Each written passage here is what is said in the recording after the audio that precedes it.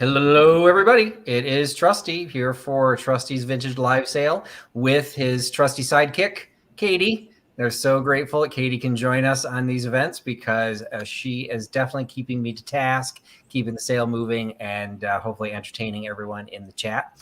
And also a quick shout out to Nate, who is also another sidekick. The three of us together, the triptych that as we have developed. Appreciate Nate hanging out and keeping everyone company with the Huckster Hecklers, making sure that the chat is well maintained, and he will be watching for the winners tonight. So how you doing tonight, Katie?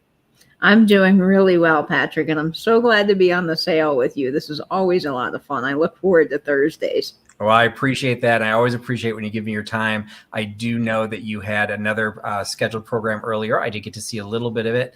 Beth from Carolina Princess Sweet Treats and Pretties had Katie on her show earlier this evening, identifying Glassware 101. So identifying popular glass patterns of American pressed glass up into the 70s. So definitely, if you didn't get a chance to check the live chat, make sure you go back and subscribe to Carolina Princess and pick up that video that she would be posted right now because it ended about a half hour ago, something like that. Yeah, about a half hour ago. And it was a great program. So if you're interested in glass, I highly recommend checking that out. So we'll try and keep things interesting so Katie does not get too tired having marathon sessions on the air tonight. But some thank yous to Nate in the chat. He's posting some eBay items, which I will go over in a little bit. Said hi to Beth already. We've got Edward El Unico is in the house. Thanks so much for joining again. And Brian has also joined us from the Chicagoland area. We've got another Beth, Old Stuff Beth, Texas, has rejoined us. Jan's come back in. Another Tech. We got Texas is just taken over because people don't know Carolina Princess lives in Texas. I think she's lost. So we've got another Texas in that Beth. And then Carrie is in Texas. Sorry, I cut you off there, Katie, as I normally do. I didn't know what you said. Oh, I was just saying there is a lot of folks from Texas in the chat. Absolutely. And happy to have you. Helen is joining us. Helen, not in Texas. And I don't think Edward's in Texas either. He's close, though. Maybe he is in Texas. I don't know where Edward is. Edward, you'll have to let us know if you feel. I think actually he might be in California. I don't remember now, so he'll have to remind us where he's based. Maybe Arizona. I don't remember. Kat is in the house. Another Texan. Got Kat coming in from Calypso Antiques. She's from Texas. She does her live sales on Wednesday nights, so she had her live sale last night. Chad coming in from the Terp State. Got Maryland represented, and right behind him we got Dawn, head of Just One More Dachshund Rescue, which I will be talking about in a little bit because I've got some stuff going on for the Doxy Rescue. So thanks so much for joining, Dawn. And let's see. The real housewife. I know you've come a couple times. She's coming from Atlanta. So thanks for sharing that because I would never have remembered where you were from. Lynn in the house. We had Claudia in the house. Got Live Free or Die Sam with the stash. Coming in from New England, New Hampshire, if I remember correctly. Linda is coming in. Got the Buckeye State represented by Proud American. Got Delbert. Michigan being represented by Jerry from My Flea Market Treasures. And we got our Canuck. We've got Tim in the house from Tia Fane. Tia Fane's in the house from Canada. Oh, Miss Michelle. Sorry, it jumps through. Chat always jumps. Yeah. So Michelle coming in, she also just sent me an email today about the Just One More Dachshund Rescue fundraiser. So she's going to be sending some stuff in to support that. Kelly coming in from the Chicago area. Another Canuck, Love in Circles. No. Suzicles from Canada. I can't remember where Suzu's is from. So I just mixed. Yeah, it's easy to do that because the names are so similar. Absolutely. So we have Bree from Arizona. Let's see. We got another Susan from Kansas. Oh, okay. So Susan Houghton is from Kansas. I said Mary was in here, so she's represented. I think she's our lone New Yorker in here tonight. Releve, I don't remember where Releve is coming in. I want to say the South, but I can't remember. Another Katie in the chat. I always love when there's Katies. Barb coming in from Illinois again. So hopefully, I apologize if I missed anybody. Again, it keeps jumping, so I do apologize if I did miss you. But appreciate all of you coming in and coming right on time and joining the live sale. So most of the names I believe I shouted out recognize, so you're probably familiar with my chat with the sale. Biggest difference, if you're not, just remember I don't do offer ups or auctions. So when I show you an item, I will tell you the price. That is the price you'll pay. So I'll give you the item number. The first person to type that into the chat that Nate sees, so that's Soul Nate, suck up to Soul Nate. First person he sees in the chat, hey Maria, he will be the person who claims that item. Now, a couple of things I wanted to announce for tonight before we get started. One is I don't do offer ups on my live sale, but I do have an eBay channel, and that is where I do my auctions. So the current auction right now is this gorgeous, in my opinion, because this came out of my personal collection, this gorgeous Schweigmuller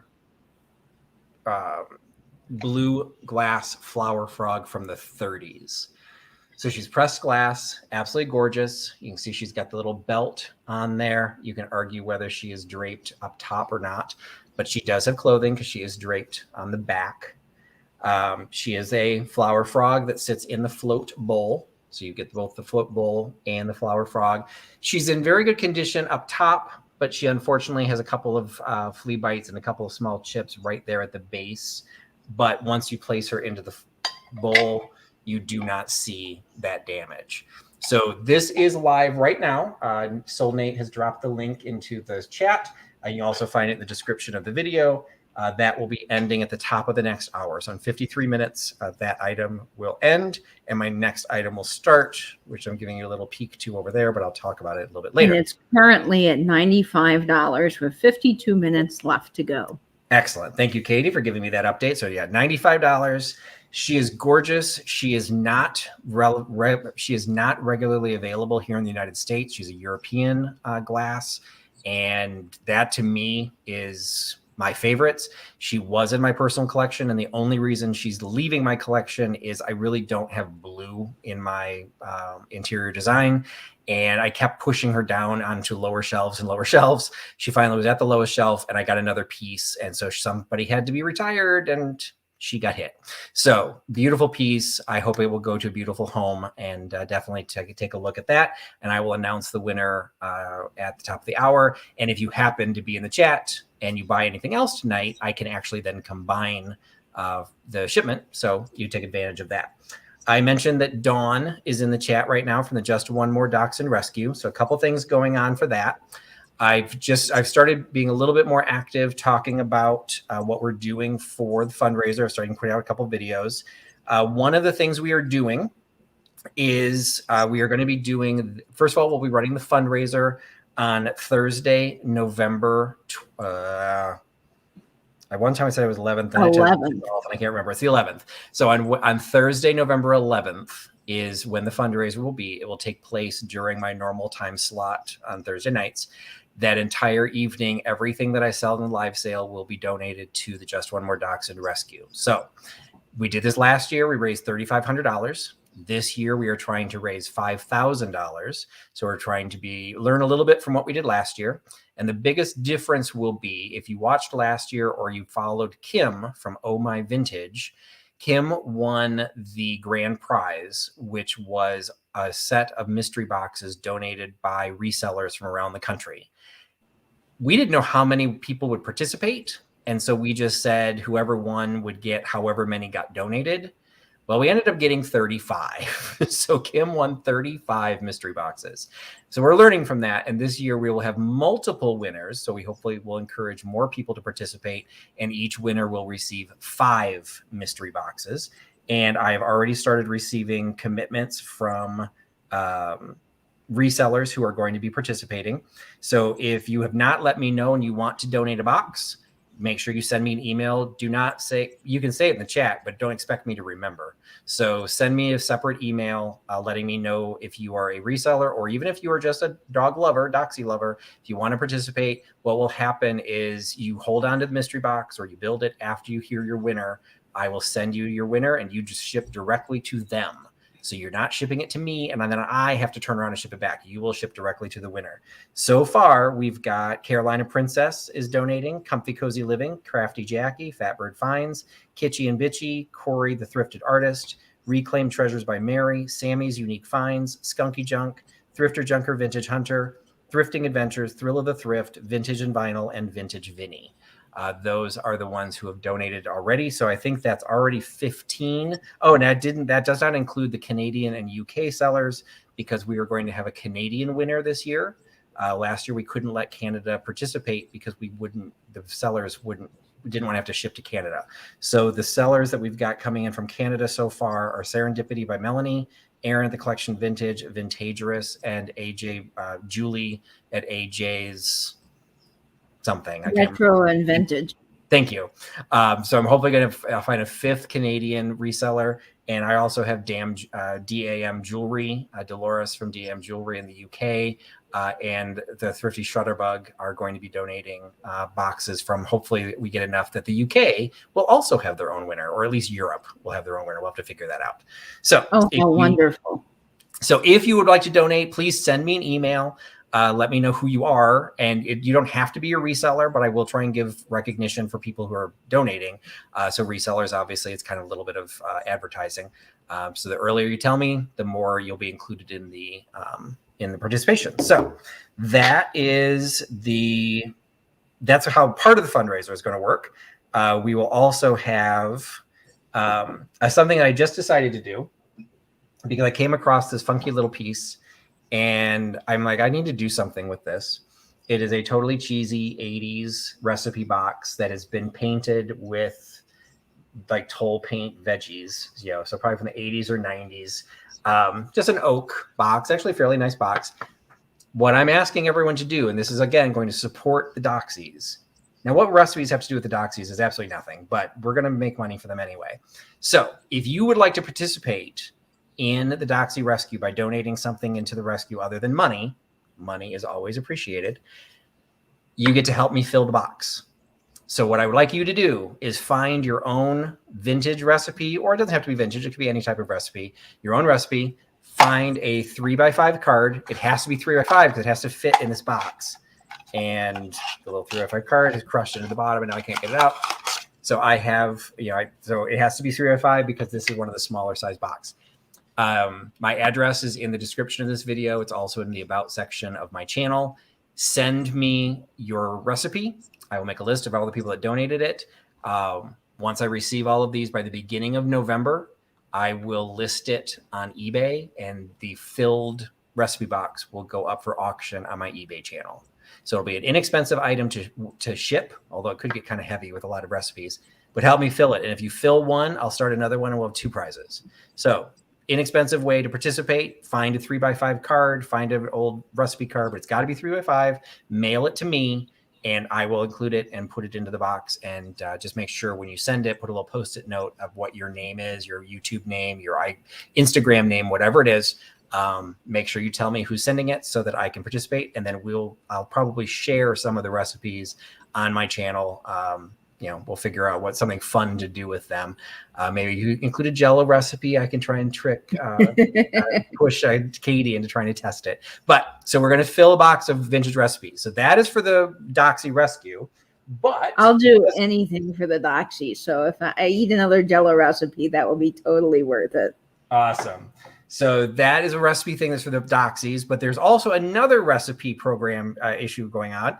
If you had not seen in my Instagram post or an earlier YouTube from the beginning of this week, my 51st birthday is coming up, October 12th, and I'm issuing a collaboration/challenge for Trusty's birthday party.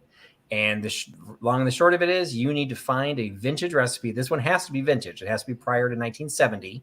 And you have to find the recipe, share the recipe either by camera on Instagram or in a YouTube video. You have to make the recipe, and you have to eat the recipe on air, or a photograph of you eating the recipe. So you can try and find a disgusting one, but I'm not the one eating it. You have to eat it. So we'll share all those recipes. It'll go into a playlist that all the details are listed in the YouTube video.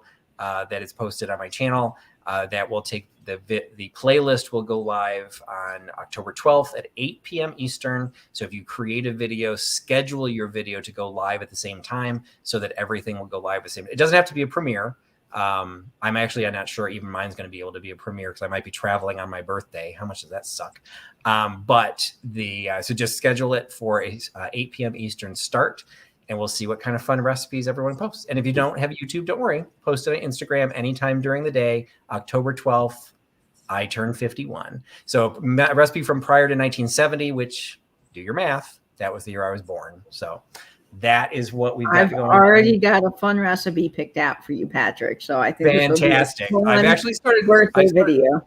Excellent. I started looking at mine because I'm going to have to do this too. And I'm starting trying to figure out what I can make.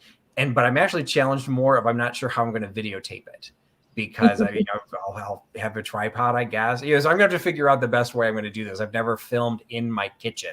I've never filmed like really anything than just sitting here. So we will see what I actually end up doing. But hopefully everyone just has fun with it. That one's not part of the fundraiser. That's just for fun. That's helping me celebrate my 51st because I was supposed to go to New York City for my 50th.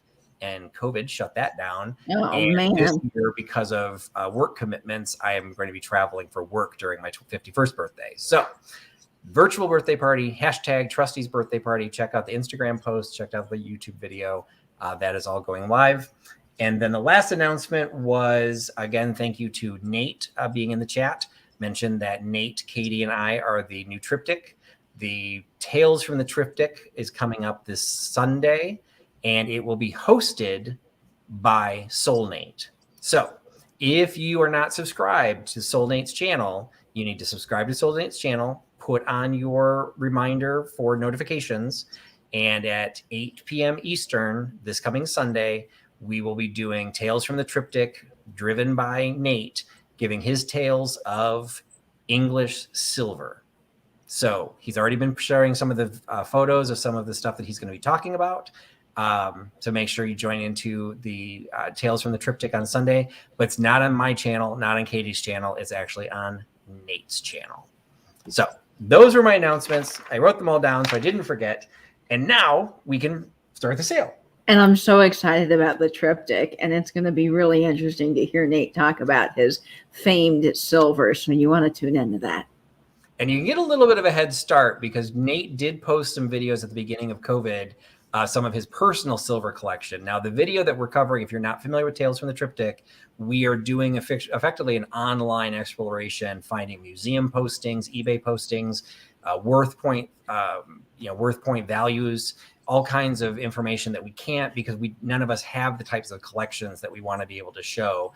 Nate has an amazing collection, and he felt necessary to go into the next level and turn it into the Triptych tale. So he is going to be showing us some great stuff. So get a taste for what he loves to collect. And you get an idea of what we're going to be talking about on Sunday. So first item, 718. First item into the sale. We will start out with the mystery box, Mint in Box Maxi Pads. All right. So I went through the whole thing of how my channel works. Toss that out the window because these work different. The mystery boxes tend to be really popular. So instead of telling you the number, you have to guess the number. Mystery box will be custom packed based on where it's going to be shipped. And so that I will try and keep the shipping cost somewhere around $10. So if you're on the West Coast, it might be a lighter box, but all boxes will be worth between $25 and $30, sometimes even more. Crafty Jackie just opened hers on air today. I will say because she lives relatively close, hers was probably worth more because I could put some more stuff in it. It was heavier. But you never know what you're going to get. So what you will get, a maxi pad. There is a backstory to this. Go find my old videos to figure it out. So I'm not going to tell you the number. I'm going to make you guess the number, but I'm going to give you a range to make it easy so we're not here all night.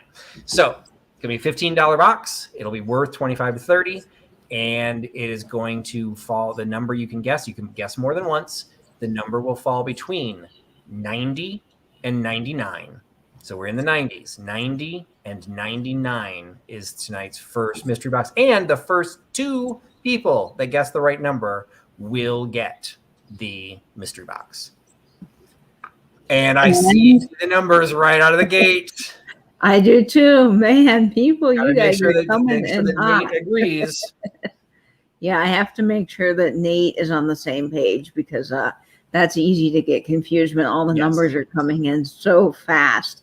But this Yeah, is if anyone is remarkable. questioning it, you can look. You can see the timestamp, and so you can see they're all coming at the same time. So it really does make a difference that we have to make sure one person dictates who sees it, because if it's any changes, we don't want people to get upset. Oh, Sandra K got her mystery box today too. Oh, yay. And Patrick makes a great mystery box. I love the items he sent. Oh, and she said she did it as a YouTube short. I'll have to go look for that, Sandra. Excellent. Oh, cool, Sandra. Okay, and Nate has spoken. The mystery boxes go to Kim Z and Sam Doyen. It was number 99. So Kim Z and Sam Doyen. So Sam is Sam Stud with the Stash. He is the infamous Dining at Sea. So he did one of my last deep dives before we switched over to the new format. So you can check that out on my channel and follow him on Instagram, Dining at Sea. So congratulations, Sam. And Kim has received boxes from me before. So congratulations, Kim, for picking up another box. That's right, Tim. Nate's word must not be questioned. Nate Absolutely. is the final say. And that's even why I'll sit there and hold the card, because I've been accused of changing the number to get the right person to win. I'm not going to play those games. First, I'm not going to be accused of anything, but that way you'll know exactly what the number was. So Nate gets to see the first person. You all get to see the number. We're all here to have fun, because what am I not selling, Katie? The Mona Lisa. There we go. I'm not selling Mona Lisa. Lynn, you may want to refresh, because you might be a little bit lagging because you're still guessing numbers, and I did announce. So when you hear me tell you to refresh in about 30 seconds, you'll need to refresh. So, all right, next item, I'm going to go to the big one because he's in my way and I need to move him. So before I break him, this one I could not pass him up. He was on my Instagram channel. He is, so I do post some of the items that I'm going to be posting on Instagram.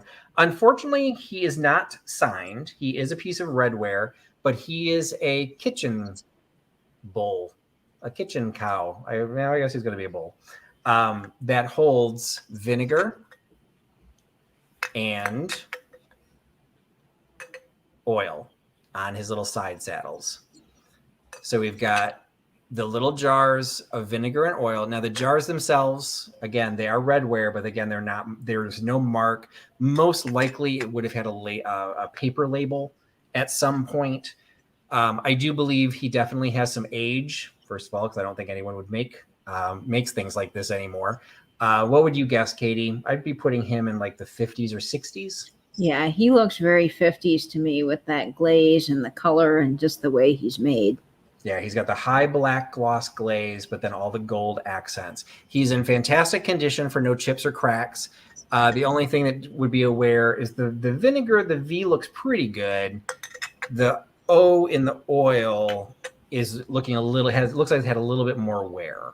It's still there, so you can still see it's an O, but there is a little bit more wear to that. So that might have gotten washed more often, or I don't know, maybe oil has more of an effect on the decal than the vinegar did. Who knows?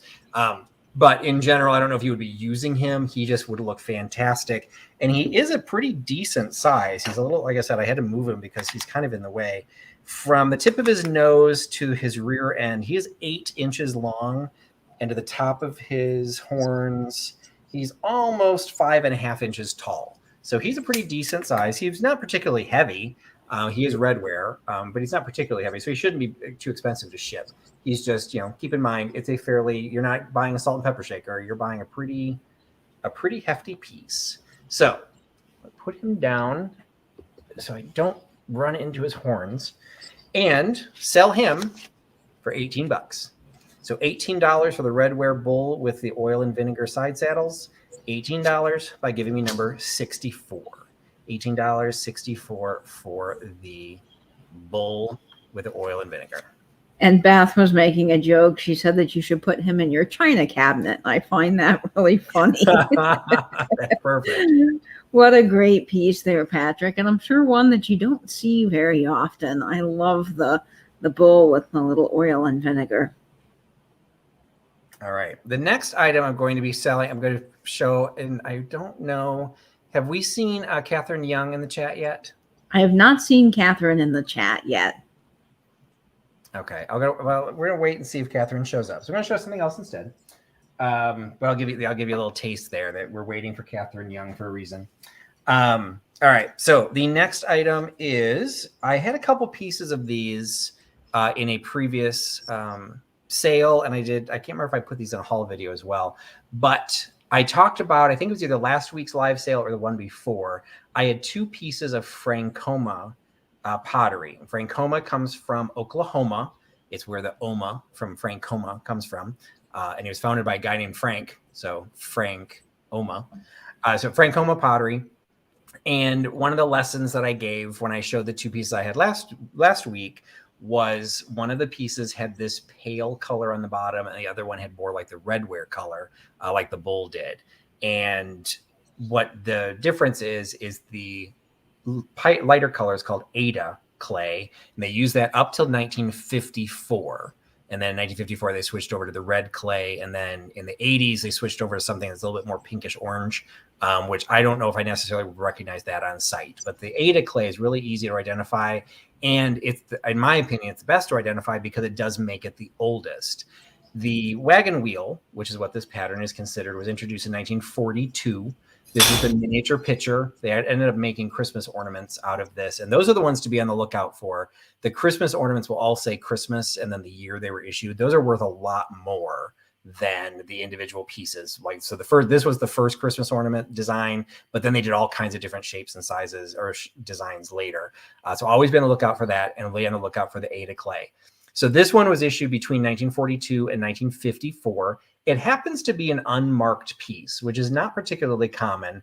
There is a pencil signature on the bottom of that, but I tried to see if that was a artist within Francoma. It looks like Mark something. I was not able to find any designers named Mark, and I couldn't find really much on the artists. So it could have been an artist, or it could just be some dude named Mark had this in his personal collection and wanted to mark it so his roommates didn't take it. So I have no idea, but this is the desert gold glaze. It looks very different when you get to the later clay because this gold on gold looks really pretty. Gold on red, it looks a lot darker. So this is the desert gold on the Ada clay. It's the miniature pitcher in the wagon wheel pattern, and it is only $8. So $8 for the wagon wheel made in Ada clay, $8 for the Francoma number 15. $8 number 15 for the Francoma Ada. And the nice thing about that is it would fit on a very small tiered tray. So if you've got little tiered trays or little vignettes or spaces that you need to fill, that is a really, really great piece for that. And I see several takers for that piece, so I'm going to wait for Nate to confirm. And yes, number 15 does go to Old Stuff, Beth, Texas. So congratulations, Beth. That's a great pickup. Excellent. Thank you, Beth. And if I noted correctly, no one took the bull, correct? No one took the bull. But somebody said that Catherine is in the house? Yes, Catherine just joined us. So welcome, Catherine. We're so glad you're here. So Catherine, actually, it happened a while ago because she's kind of sailed past it. But Catherine was looking for a way to celebrate her 1,000th follower or subscriber to YouTube. So congratulations first for getting to 1,000 subscribers. She's now well past that. But she was struggling to come up with, she'd mentioned she was having problems coming up with a way to celebrate that. So I'm going to help celebrate it for her. I'm doing an honorary mystery box for Catherine Young. So she's been a great customer of mine. She's bought a lot of ephemera from me. So there will definitely be some ephemera in here, but I'm definitely going to mix it up because not everyone's going to be as into ephemera as Catherine. So first, congratulations to Catherine. I did tell her I was going to do this. So she picked the number. So if you want to try and bribe her, you can try and bribe her, but I don't think she's going to give it up. So she picked her favorite number. It is still a $15 mystery box. And it's still going to have a maxi pad in there because, you know, I'm the one shipping it. So it's going to have a maxi pad. But it is an honorary Catherine Young mystery box for $15. And this one, you also have to guess the number because it's just more fun. So this one, the number falls, Catherine's favorite number, falls between 20 and 30. So between 20 and 30. So there's only one because this is going to be custom made in honor of Catherine. So there's only one of them. So just the first person that gets the number between 20 and 30 will receive the Catherine mystery box. And I already see it in the chat. You guys are really on it tonight with that mental telepathy. But I'm going to wait for Nate to announce. Lots of numbers all coming in at the same time. Yeah, But I see it a couple of times. Catherine. I'm not sure which is the first one. They have the same timestamp. What a fun idea. I love this way to celebrate your 1,000 by donating a mystery box. I think that's a lot of fun. And let's see. Okay, I've already seen it at least twice in the chat. So we're waiting to see what other numbers are going to come through and what Nate says. And he has announced it. The honorary mystery box goes to Chad at Retro Days. All right, there we go. And now the Trusty Huckster, well, first we'll show it is number 23. The Trusty Huckster gets to announce that I wasn't being all that trusty. I lied. I'm not donating the mystery box. Catherine is, and she's paying for it. So congratulations, Chad. You win a free mystery box. But we didn't want to say that until somebody committed to actually purchasing it. So Catherine came to me, and I was trying to come up with a way to make it turn into something else. But Catherine came to me. She did want to do something in honor of her 1,000 subscribers. So she came up with the idea of me to do a mystery box that she will pay for. So she's not only paying for the box, she's also paying for the shipping.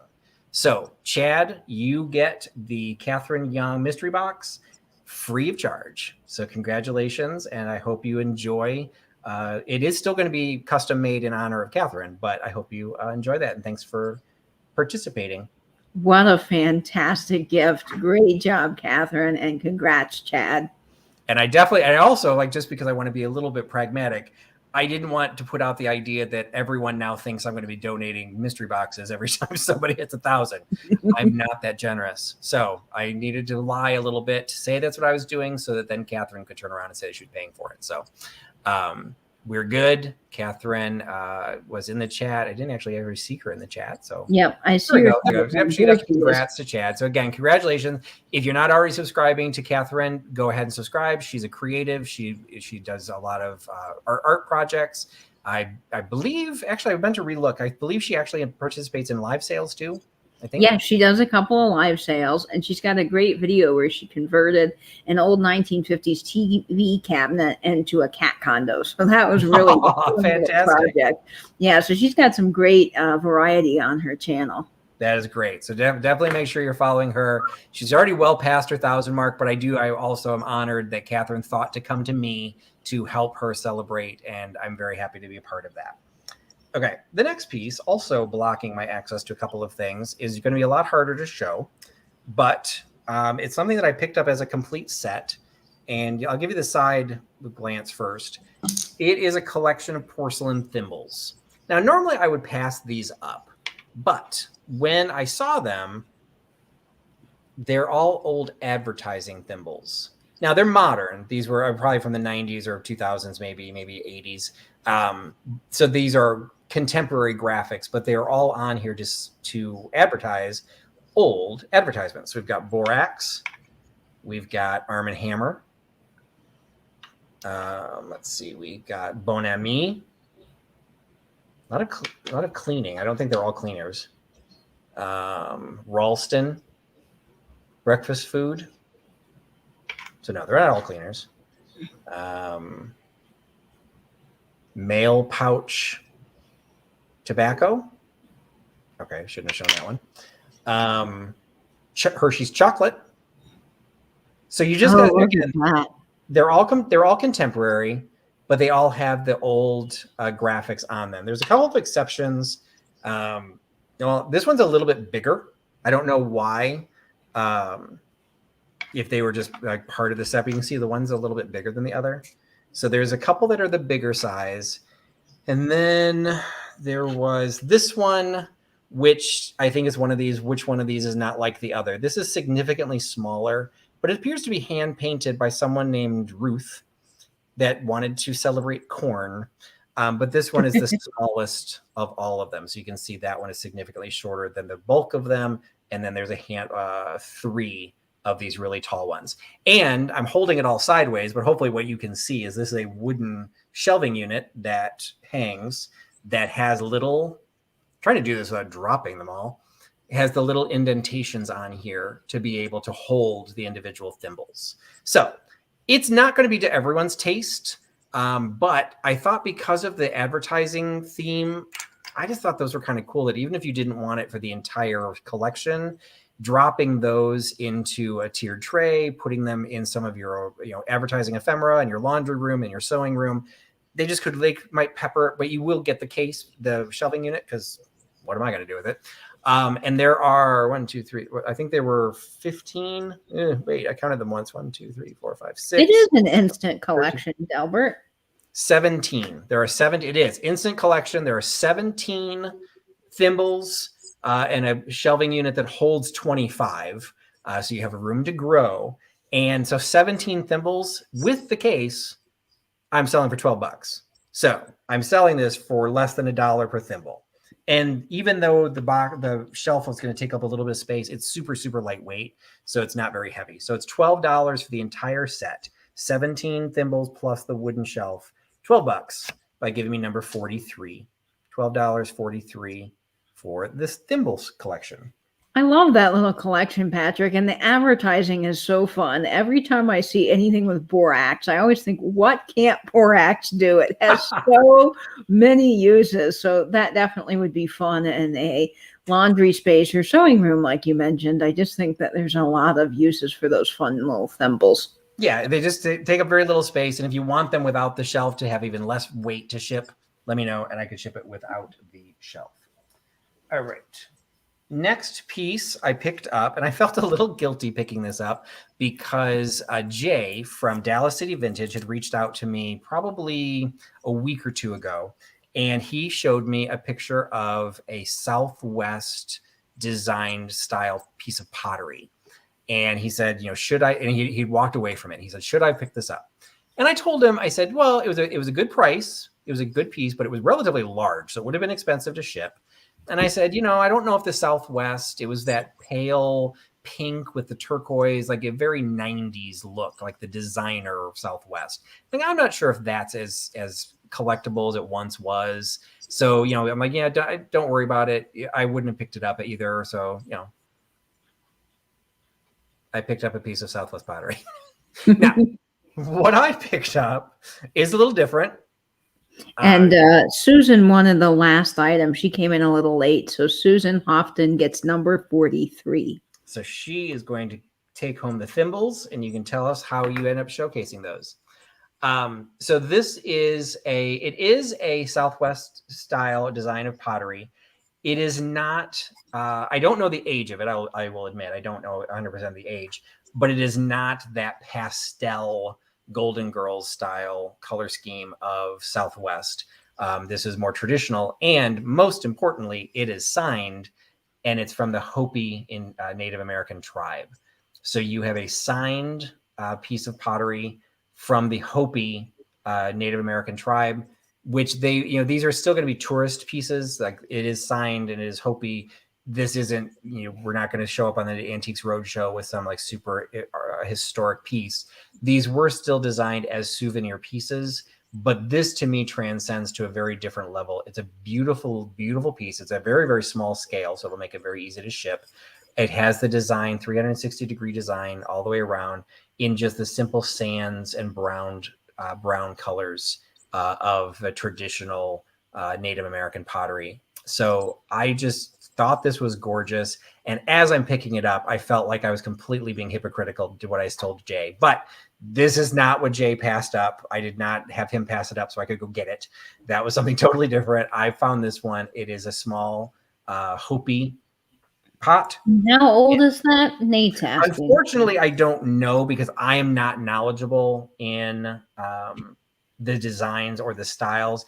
But based on its feel and its condition, I'm going to say this is probably within the 20 to 40 year range, that I think this is something that you could have probably picked up at an airport or picked up at a roadside as a souvenir of the Hopi tribe.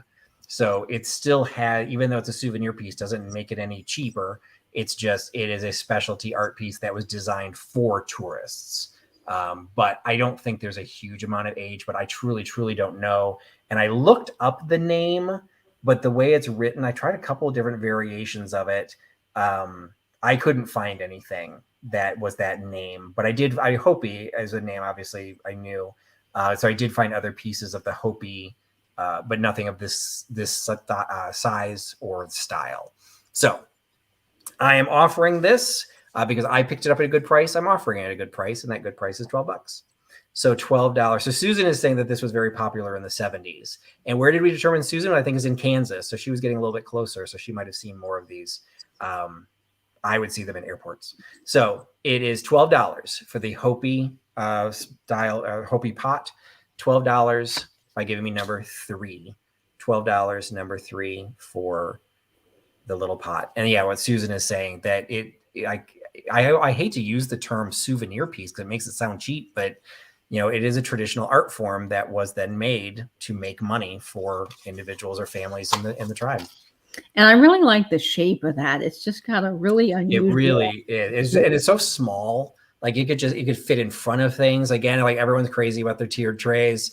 It's this a beautiful, even for autumn. It's just this beautiful. Oh, absolutely. It's just, and it's like geometric. Like it's just, I don't know. Actually, oh wait a minute! I just discovered one of them is a bird. Oh, we got a bird. Yeah, that's his beak. Oh yeah, there it is. His mouth is open, and there's his eye. I didn't even realize that. I just thought this was like a flag design or something. Flat line, yeah. But yeah, so there's the bird. So there's like his face. The beak is here, and then that must be his eye. I don't know what the rest of them are, but I don't. Maybe that's his body. Maybe those are his back feathers. Well, for Sandy's lilacs is going to get the bird. Huh? Yeah. So yep, Sandy's getting the bird. I don't know what the other little designs are there, Patrick. I'm not sure. Yeah, I mean, I really just thought they were geometrics, and now I suddenly realized, oh wow, now I'm obsessed. What is this? I this? see the bird, but the other things kind of look like maybe a crescent. Yeah, because that I don't know what part of the bird that would be. Yeah, that's kind of separated. Yeah, so unless it's just two birds from the front, with their eyes and no beak. Well, Sandy, if you can figure it out, you let us know.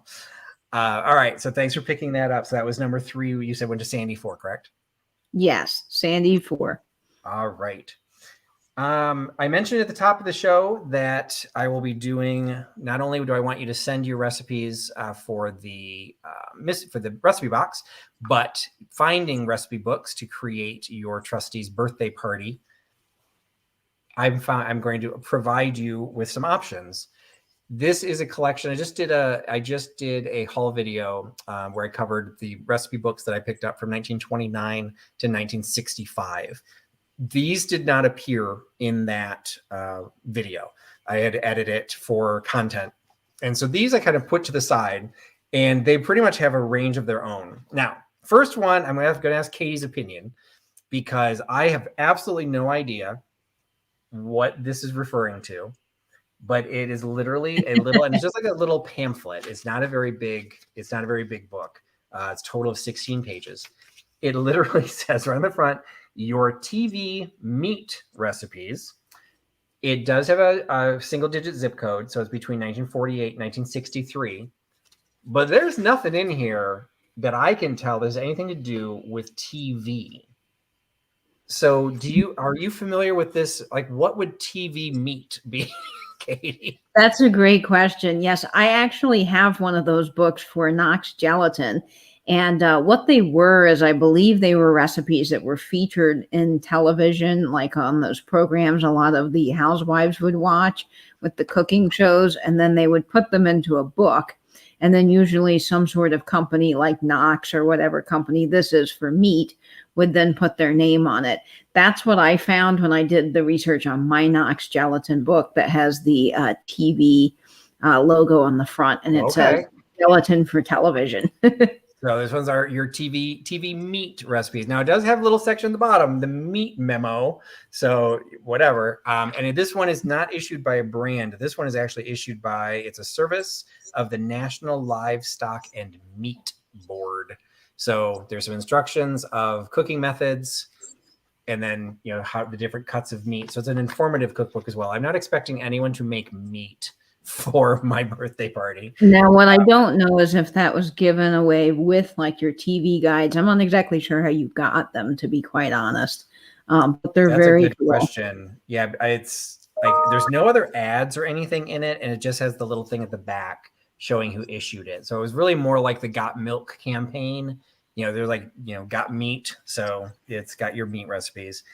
This one is much more fun with the graphics. This is the medley of meat recipes, and this one I think I forgot to look to see if this one had a I'm not seeing a copyright in this one. So the medley of meat recipes, got the little chefs, mini chefs, it's a giant food, and some of the graphics inside. You've got some color, and you've got some illustrations. So close harmony and garnishes. You know, learn all you need to know about garnishes. Using bananas as a garnish. I would have to say I've never seen that.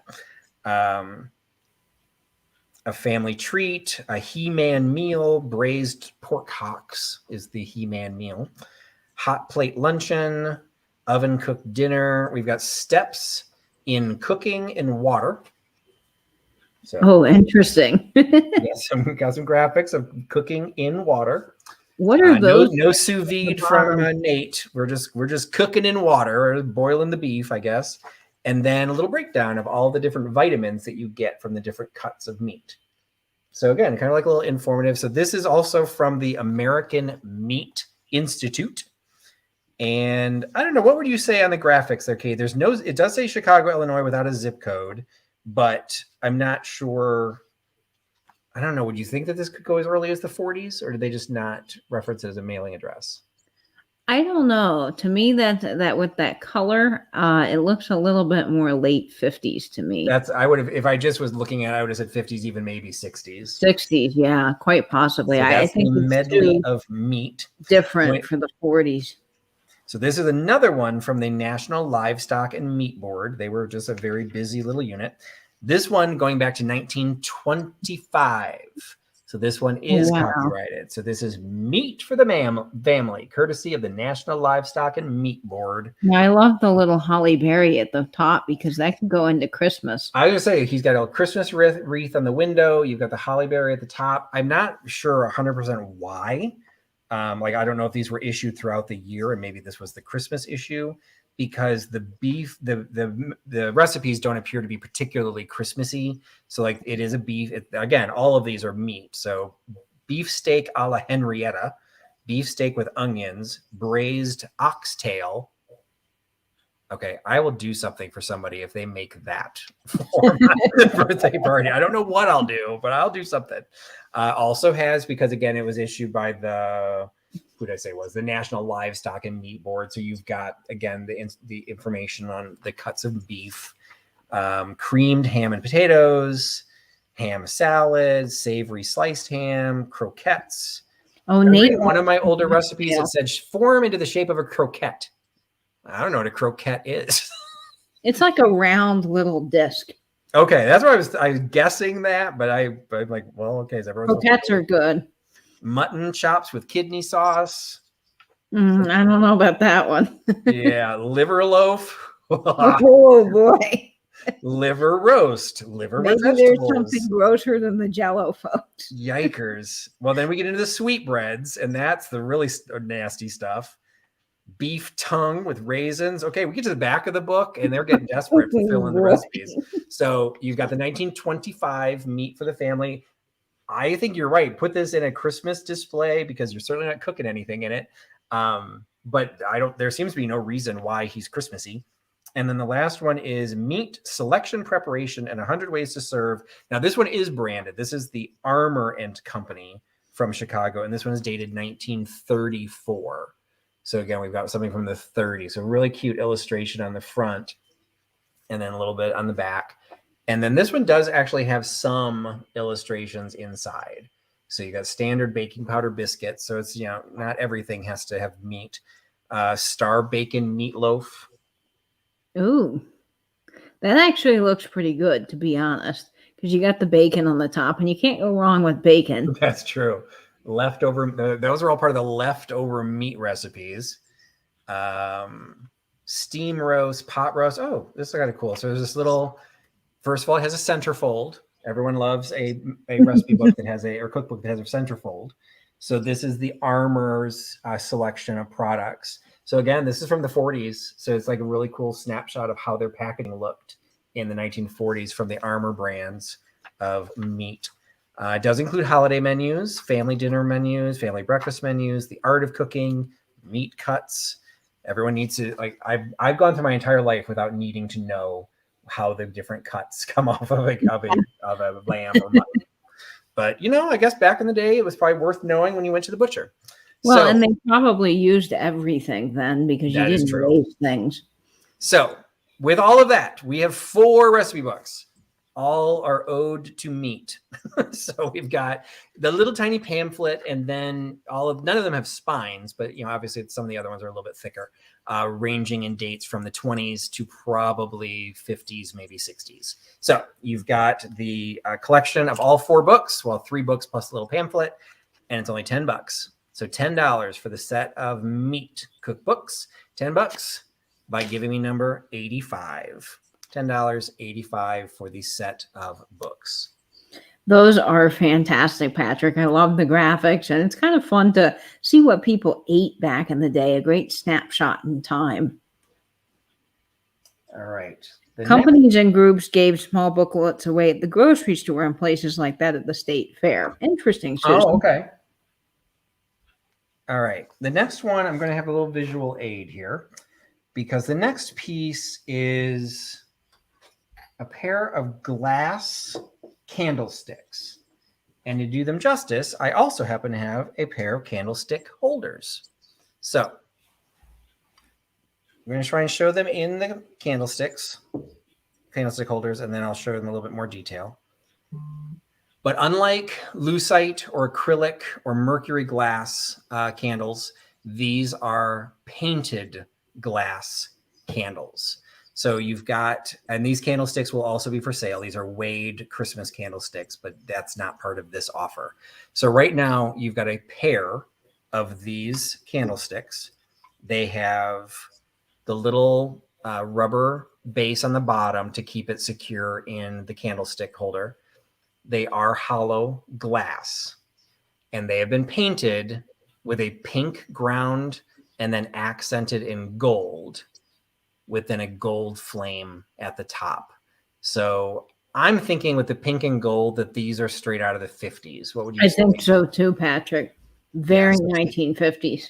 So this just is screaming to be placed next to your spaghetti poodles and all of the string porcelain, all of those pieces, all of the little kitschy poodle skirted girls.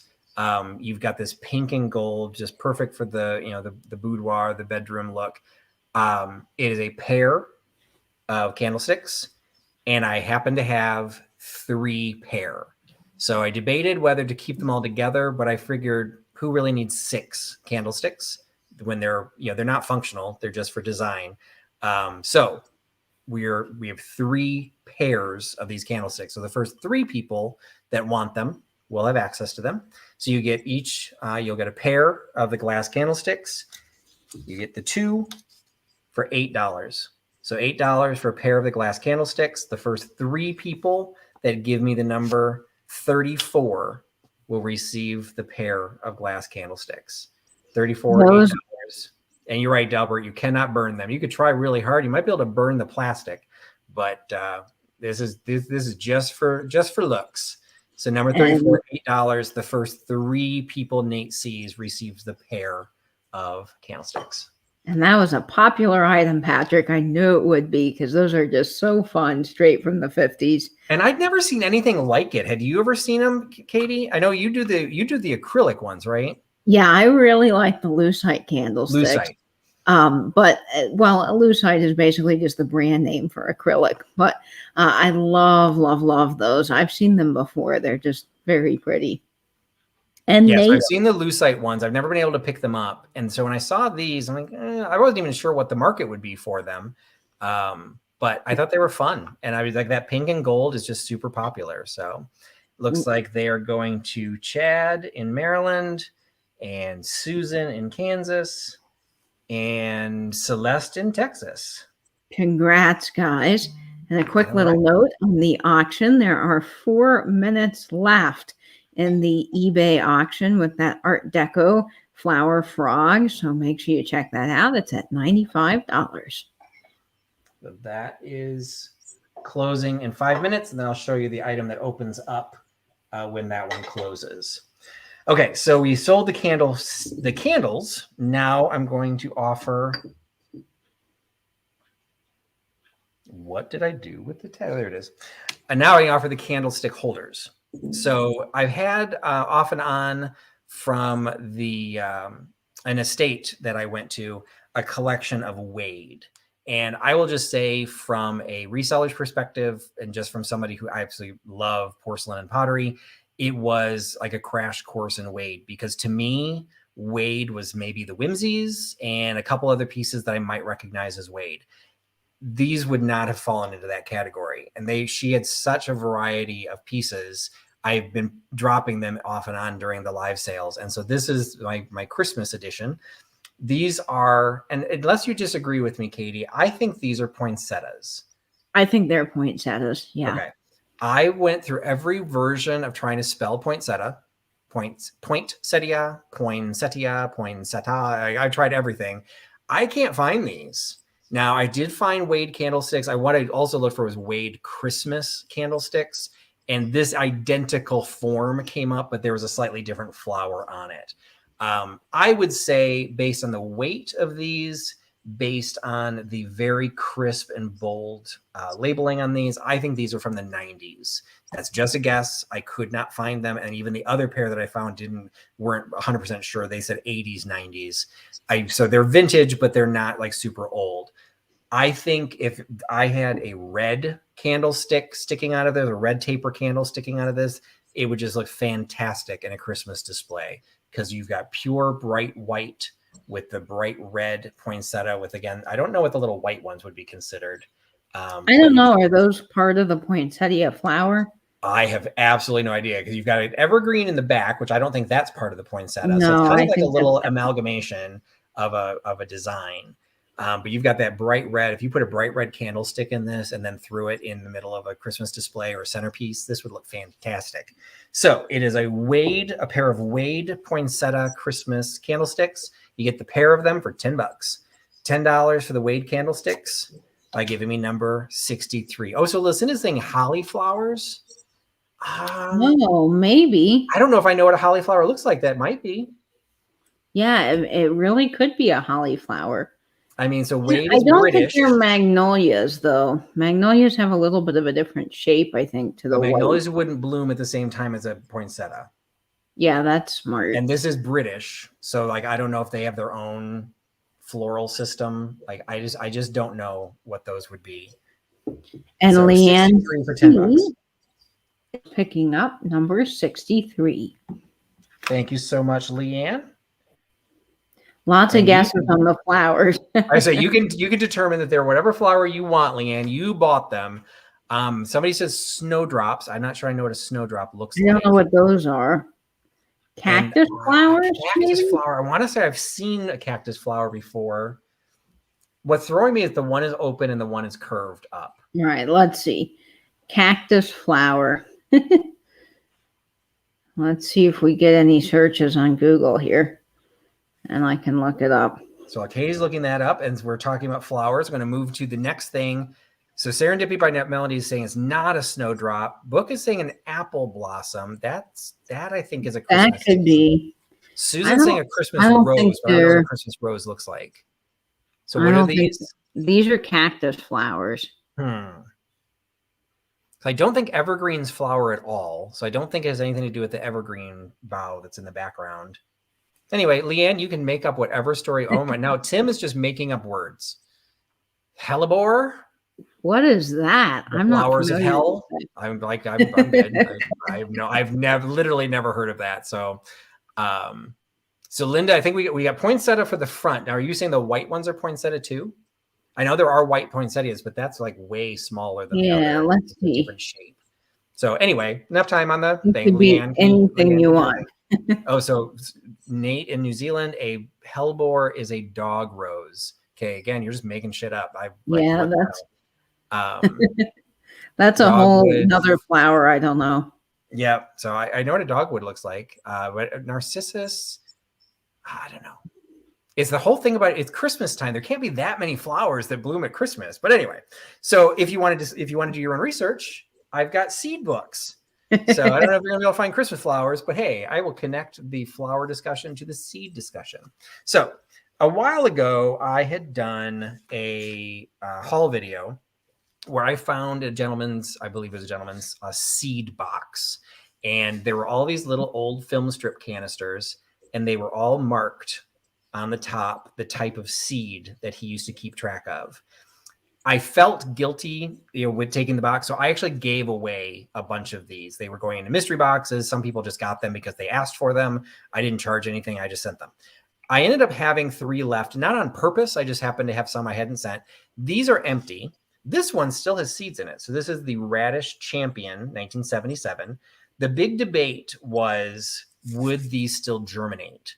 Now, of all the people that I sent the seeds to, no one has come back to me saying yes or no. So I have no idea if seeds are still viable this long when they've only been stored in a little film strip canister. But these were basically heading out into mystery boxes until I came across The Story of Seeds. Fascinating reading. It was available at a school library. And it has the little borrower's card is still in there from the Clark School Library. Got the little envelope and the little card showing that David was apparently the only person who checked this out and read it in a total of 2 days and gave it back. It is part of the Little Wonder Book series. It was book 104. And they were issued in copyrighted initially in 1935 and reissued in 1946. So these are just after the war. You got a little bit of foxing on some of the pages, so it's not necessarily the best condition considering you're also adding the card in the back. But there is a product called Undo, which undoes glue like this. So you could probably get this out, but I wasn't going to try because I think it's kind of cute. I like the history of it. Yeah, because it is a children's book. Like the fact that it was in a school and I hate to say anything, but a boy read it. That it's poetry. They're poems and illustrations about growing plants and seeds.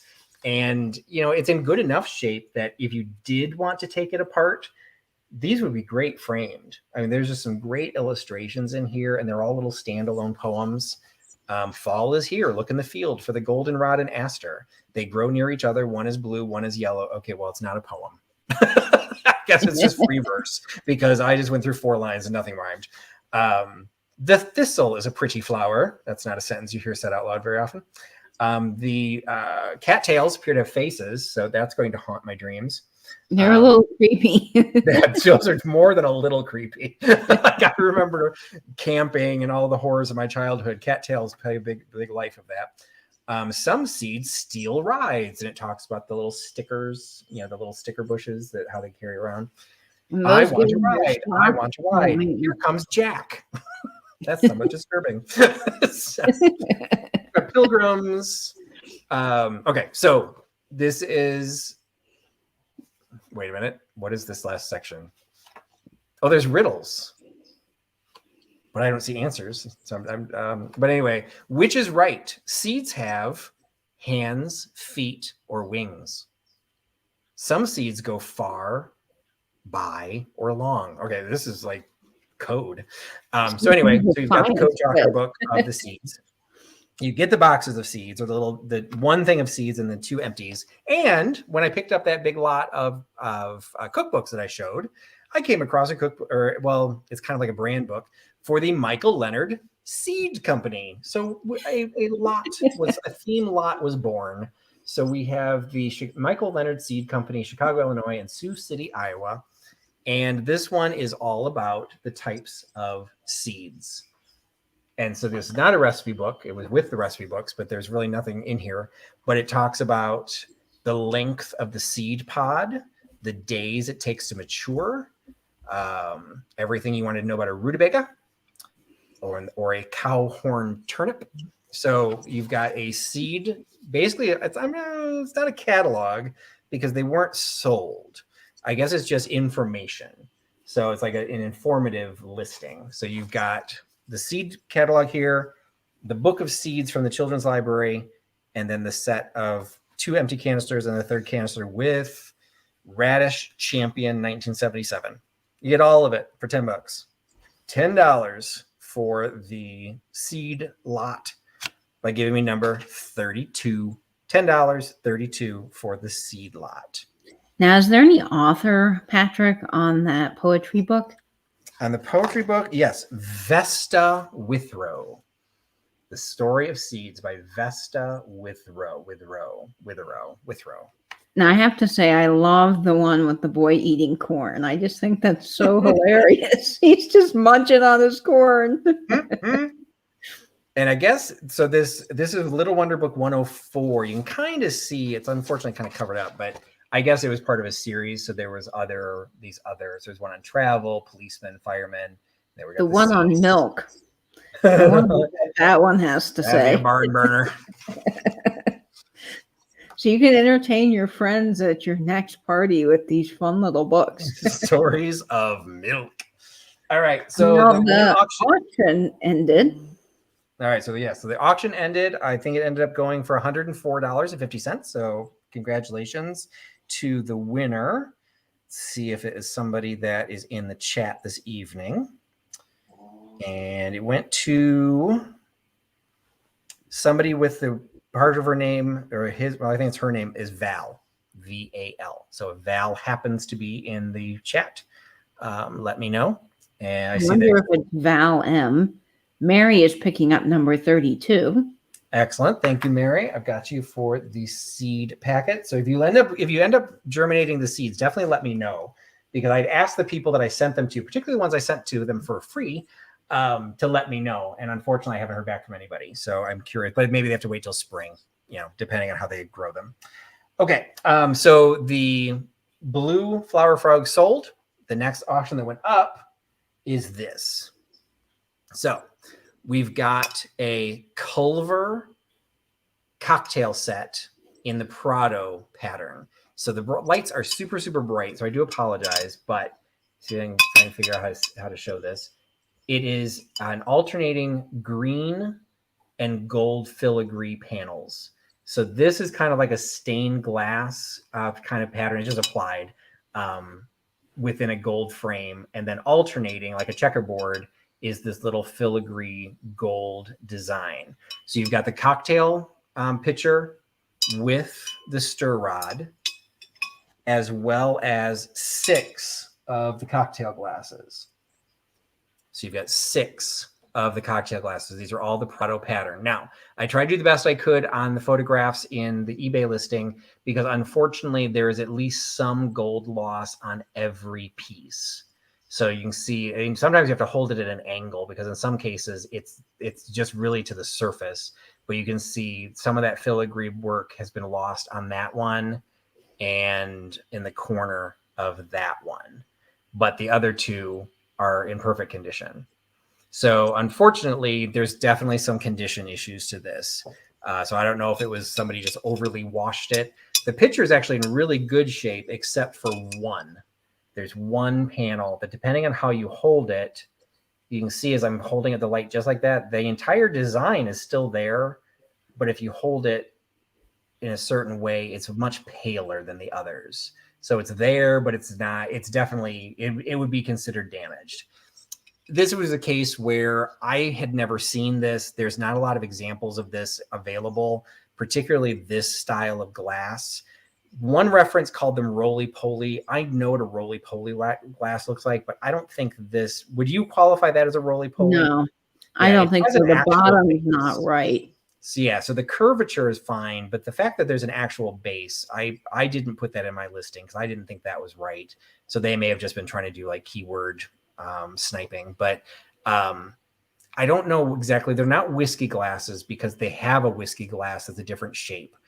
I don't know what this one is considered. The bottom of the glass is at the top of the base, so it doesn't go in at all. So it's like the form of a roly-poly, but on a stand. So that is what's up for auction right now. 6 of the glasses with the pitcher and the stir rod are all available, and I believe I'm starting the auction at $25. What a gorgeous set, Patrick. And Yeah, yes, if it didn't have the damage, it would be worth 25. well over 100. So I started at 25, and because I was able to get a pretty decent price on it. That's not a lot of meat on the bone for me, but admittedly, I didn't realize the damage was as extensive as it was when I picked it up, because they were filthy. So it's once I cleaned them, and I don't think I did it because otherwise I would have ruined all of the panels. So I just didn't realize it was extensive, but they are beautiful. It is beautiful. It's that green and the gold. It's really, really pretty. So hopefully somebody will give them home, give it a home. All right. So that is your boho aesthetic. Now we've got your Halloween aesthetic. Got Katie on the channel, so I've got to show a record, and I've got to pick it out without her yelling at me. So let's see. Can I do this? Yeah, always. There's a label. I can do it. Yay! So it's, again, to the layman, I would have said this was a 45, but it doesn't have the big hole in the middle, and it says right on here it is a 33 1/3. So that is one of the, Katie has taught me many, many things. Most of the stuff on vinyl doesn't stick. But that one does. That not all things that look like 45s actually spin at a 45. Now, I don't even have a record player, so it matters. But this is, I buy all of the records. I bought it for the art, because it is The Haunted House and Other Spooky Poems and Tales, read by Paul Hecht. Shocking, little side point. I know Paul Hecht. I worked with him. And Carol Dannell. Produced by Robert Mack and directed by Alan Ripp. I don't know them. So this one was copyrighted. There was a date on here. 1970. So there's a copyright on this from the Scholastic Magazines, 1970, from New York City. And Paul Hecht, at least the last time I worked with him, still worked with Scholastic. So it's a long time there. So you got the little haunted house record. If you're lucky, it'll also play. So on side one is The Haunted House, Winter Moon, Sir Roderick's Song, A Young Lady from Glitch, Ruth and Johnny, A Skeleton Once in Khartoum, It Isn't the Cough, The Bat, and The Velvet Ribbon. And side 2 is the Earl King, November Night, Dust, The Kilkenny Cats, and The Cradle That Rocked by Itself. Ew. Okay. That's the one I don't like. Once again, White Toes, Party of One. That record looks to be in pretty good shape, so I bet it will play at least above a VG plus. Okay. Yeah, I didn't see anything. There's no, I did buy one that had a big chunk missing out of it. This one didn't have any major visual appearances, but I will never say it can play because I can't test it. So I'm usually picking these up for the art and from a Halloween display. You don't come across vintage Halloween stuff very often. So you got a 1970 haunted house graphics for $5. So $5 for the haunted house cover and 33 1/3, number 74. $5.74 for the haunted house. I see someone in the chat saying that he played on the CBS radio Mystery Theater show in the 70s. Oh, okay. That I did not know. But that will be great for your Halloween party and just a lot of fun to spin around. Yep. And I see 4 Sandy's Lilacs picking up that piece. So congratulations.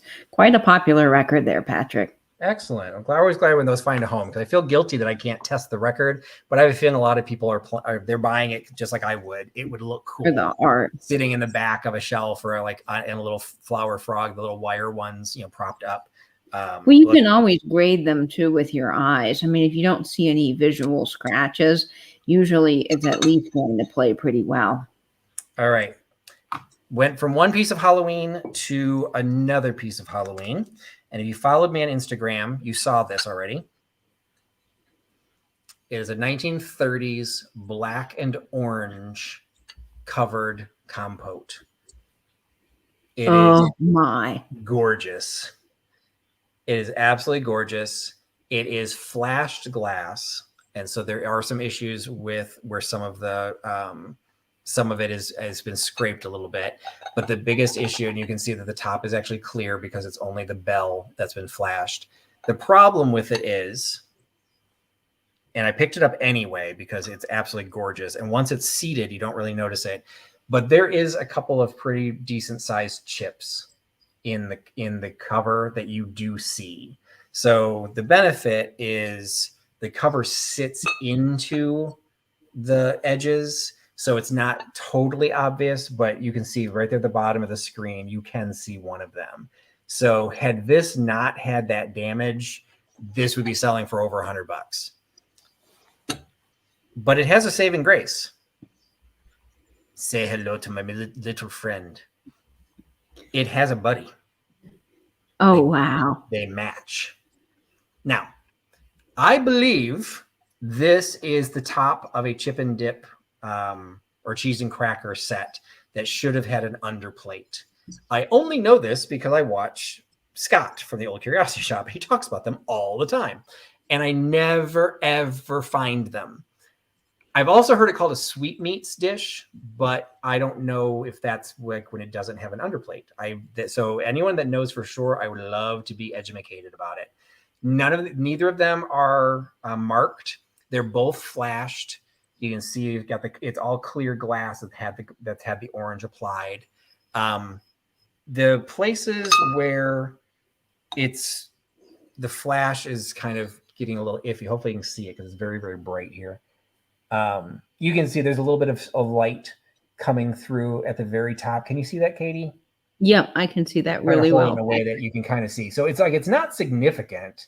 And once you have the lid, which covers up that kind of darkens a little bit, you really don't see it at all. But I want to be completely fair. And it's reasons like that why normally this would have gone on to my eBay or even my Etsy store because it's so gorgeous and it's so unique. It's harder to show the damage in photographs. So it's like the fact that I can hold it like this, but as a standalone piece is freaking gorgeous. Yes, I'm saying it's for Halloween because it's black and orange, but I don't care.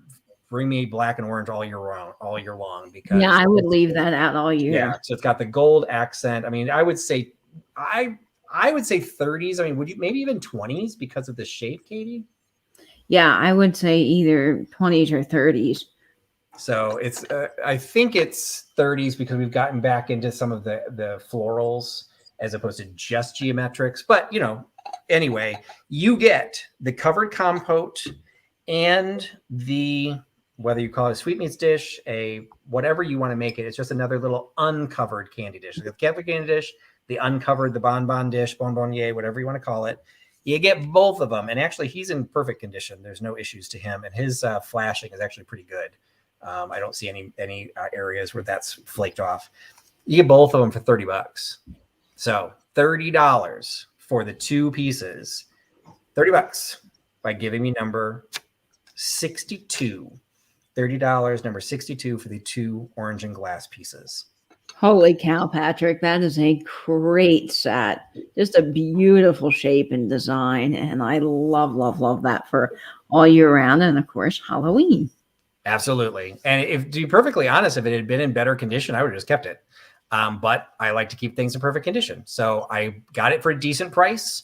It does have some damage. So hopefully you guys think $30 is a really good price considering it's fairly minor damage. And Calypso Cat is picking up that fabulous piece. So congratulations, Cat.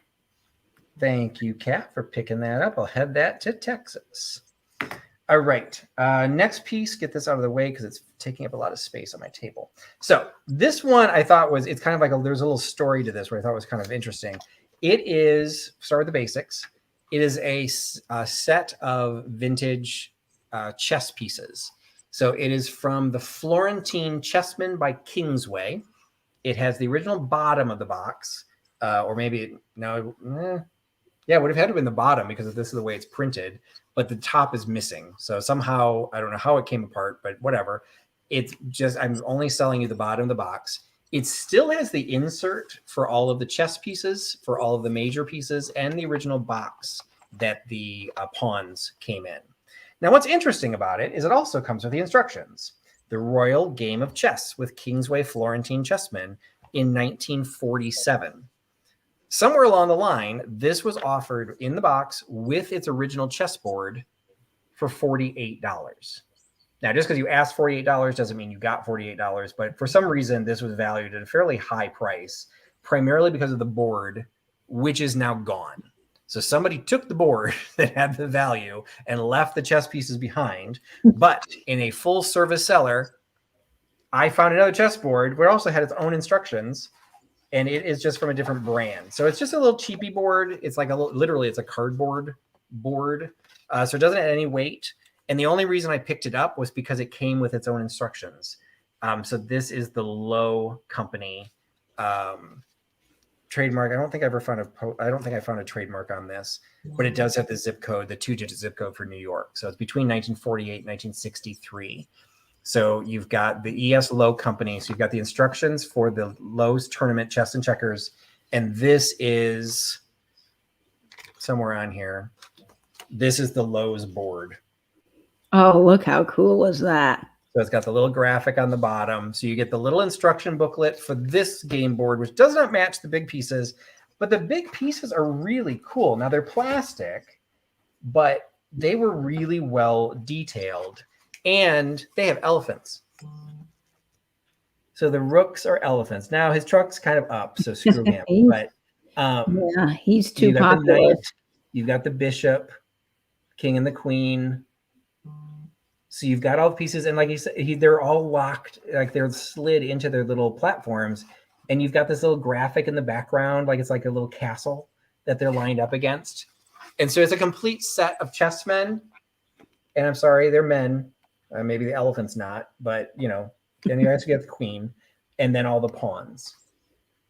So you've got the complete set is here. It's just no longer with the Florentine Kingsway board. So you get kind of the cool little lightweight board that I replaced it with, and you get both sets of instruction books, one from 1946 and one between 1948 and 1963. And you get the whole thing for $10. So $10 for the set of chess pieces and the little cardboard board. $10. They give me number 14. $10, 14 for the chess stuff. Oh, that is a cool set, Patrick. I don't know why they would leave those little playing pieces behind, because even though they're trunk up, they're still pretty amazing. Right. Well, what I was trying to figure out, like, I personally am not familiar with the Florentine or the Kingsway Company. What I'm wondering is, it's still a lightweight box. I can't imagine the board would have been like wood or anything like super, super fancy. But when I saw that it was once upon a time, and it does say with board, that it was once sold for $48, like that board must have been something pretty special. So probably what ended up happening, I can't even remember where I got it, that somebody found that and took it away, and that was what was left. They just didn't want the pieces. They just wanted the board, which that is a thing, because you can get really valuable, expensive chess pieces. Like I grew up with my mother made me chess pieces, which I unfortunately no longer have. But I always had the chess pieces, never had a board. So it's like sometimes you do just need the board and you want to match your own pieces. So absolutely. Or maybe someone got mad and threw the board. There you go.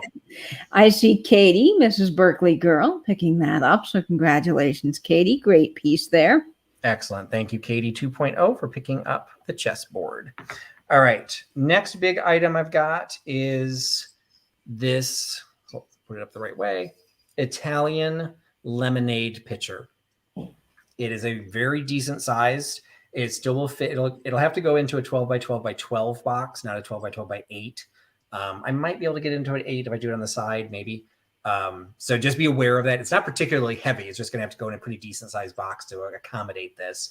It is, and it's Italian. It's a San Marco design. It has the Neapolitan, the Capodimonte crowned N on the bottom. Handmade in Italy with the San Marco crowned N. It is designed on both the front and the back, but it does have a front. So this one has more lemons designed onto the front. I don't exactly know what this background, I guess it's supposed to be maybe a basket of some sort. Yeah, it looks like a rope basket. Yeah, it kind of looks like rope. So I'm not exactly sure what this is supposed to be representing and why vines of lemons would be coming out. I don't know, are those even lemons? I think they're lemons. I don't know. They don't Kind of have round. the other little stem for. Well, no, yeah, they do for oranges, maybe. Yeah, they do kind of look roundish now. That I thought it was lemonade pitcher, but maybe it's I don't know. It's Orange some sort of a juice? Who fruit. knows? So, so Bev is saying it's spaghetti. Ooh, Oh, now that kind of would that's some thick spaghetti. I don't know, but I'm liking that. I haven't had dinner yet. I like that. Yeah, especially with the Italian theme. So you've got a great pitcher, not quite an ice lip, but it does have a protective piece up to the top. It's in fantastic condition, no chips, no cracks. It's the marking is just the one stamp.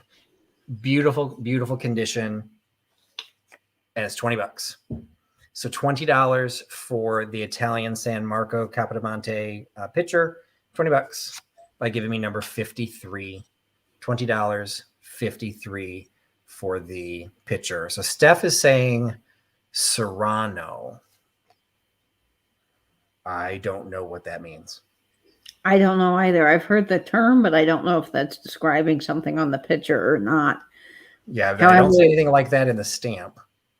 But you could put whatever it is you wanted in that pitcher. So absolutely. Orange juice, lemonade, sangria, whatever. There you go. Fill with the sangria. That's perfect.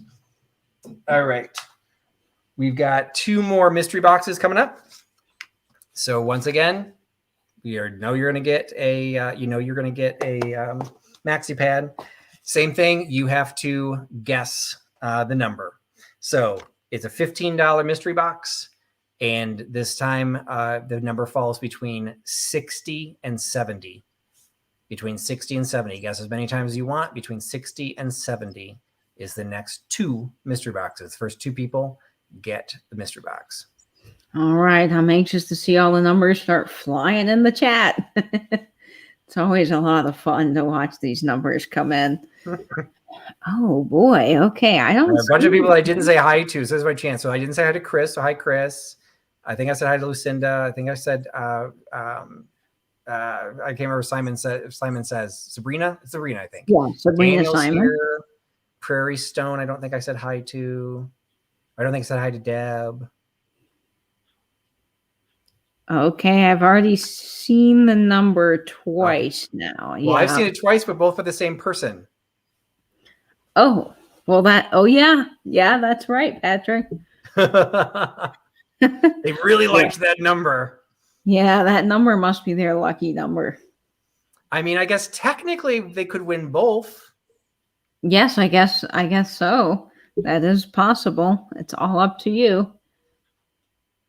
Well, I'm going to leave it up to the person. Well, first I got to make sure that Nate sees the same too. So Nate, I'm going to let her win both if you see the same name for both. And then she can choose whether she wants to give it and then tell us who the third person is. And you can tell us who the third person, she can pass it on to that person if she wants to. Yep. Okay. I'm waiting for Nate to come in and have the final word. Yeah, because I know I've got everyone investigating the chat. They're like, wait, who gave the same number twice? I know on Pam's sale, Kelly Michelle was doing something similar, and she kept saying, "You're 1 number away, guys." So I'm scrolling back in the chat, like, what number is 1 number away? And then trying to guess. All right. So Chris Bright put the number in twice first. Twice. So Chris, if you want to go ahead, there is somebody else who guessed the number. So if you want both, I will give you 2. Or you can say you just wanted the 1 and I can pass it on to the next person. So let me know, because the next person was Deb Riley. So if you want both of them, you get them. But if you want Deb to get this, you just want 1 and you want Deb to have the other one, we can do that. So we're going to see. Chris is laughing, but okay, Chris, you didn't answer the question. Yes, Chris, let us know what you want. Because that is pretty remarkable. I don't think this has ever happened before, Patrick. No, that has never happened before. Well, I don't think I've even had somebody guess the same number twice. So there's kind of a double issue there. Okay, so she is saying give 1 to give. So that's very kind of you. I'll throw a little bonus thing in there for you, Chris, for trying so hard. So 1 went to Chris Bright, and the other is going to Deb Riley. Congrats, guys. What a great item. Congratulations to both of you. All right, next item. Haven't had restaurant wear that much lately, but I do still pick it up when I can because I like the looks of it. It's fun to display. It's easy. I'll be perfectly honest. It's easy to ship, and there's some merit to that. So when I come up with the ones that have the cool designs on them, I will still pick these up. So this is actually a fairly decent sized creamer, so compared to the maxi pad. So we pull out my tape measure here. It is about 3 1/4 inches tall. Not massive, but it's still definitely a creamer. It is a Shenango China creamer from Newcastle, Pennsylvania. So we've got a stamped Shenango China, Newcastle, Pennsylvania, USA. It has the little shadowed pattern at the very top. Perfect condition, no chips, no cracks. Great piece, great shape, lightweight, easy to ship for $5. So $5 for the Shenango China creamer, $5 by giving me number 51. $5.51 for the Shenango. I really love that gray band on the top, Patrick. It just I've seen that before. I've special. seen it in other colors too, and I really like the gray. I just think that's really sharp. Yeah, it really is so unusual, just pretty. So I don't know if it's trying to represent something because it seems like it's almost like a airbrushed over a pattern, but I don't know what that pattern would be. No, it kind of looks like blades of grass sticking up with like a little hill or something. All right. Oh, your cats eat off of Shenango China. Wow. Gina treats your cats well. Yeah, fancy. So we're going to bop back into some Christmas. So this is a set of vintage Christmas candle holders. They're brass kneeling angels. So you've got 3 sizes. Let's figure out if I can show these. You got 3 different sizes, kind of small, medium, and large, all lined up. The large one actually has a pretty decent amount of weight to them. They're fairly nicely weighted so that they won't tip over. Considering you're going to have a lit candle in here, you really don't want it to tip over. The little tiny one isn't weighted as well, in my opinion. So I'm not sure if he's designed to actually really light the candle, but you do get the set of 3. They're not marked in any way. They've got, there's definitely some wear at the bottom. So they definitely have some age to them, but I don't really see anything about them that I would know who made them, or even what would you guess the era of those, Katie? I would probably say like 1970s, just given that. I was thinking 60s or 70s. So yeah, it is brass. So 70s would make sense for the brass. So they're just cool little pieces. The tallest one is, let's see. Tallest one is 2.5 inches tall. So they're still not massive, but so you got 2.5 inches and then the next one down, and then compare the smallest one. So you get all 3 of the brass angel candlestick holders or candle holders for $10. So $10 for the candles, candle holders, $10 by giving me number 7. $10, number 7. And Maria, California Thrifter, picked up your last item, number 51. It does seem like there's a little bit of lagging in the chat, folks. So if you are hearing this, make sure to refresh and be in live chat, not top chat. And I see several folks for those candlesticks. I'm just going to wait for Nate to confirm because that was a popular item. Patrick? Awesome. Yeah, I thought those were cute. I thought those were definitely worth picking up. And I see Lucinda Walker picking up number 7. Congratulations to Lucinda. Awesome. Thank you, Lucinda. And I think, Lucinda, you might not have bought from me before. So, or if and I apologize if you did, and I'm missing your name. So just make sure you send me an email to the email on the screen so I know where you're at, so I know how to invoice you. So we went from Christmas to Thanksgiving. So we went from brass to glass with more candle holders. As a matter of fact, I don't think I've even had candle holders in a long time. And now I've got even more. They're little pressed glass turkey candle holders.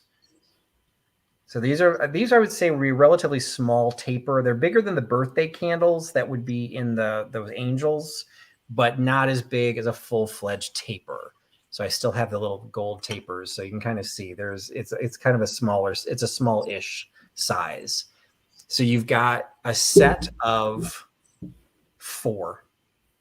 So you've got 4 of these pressed glass turkey candle holders.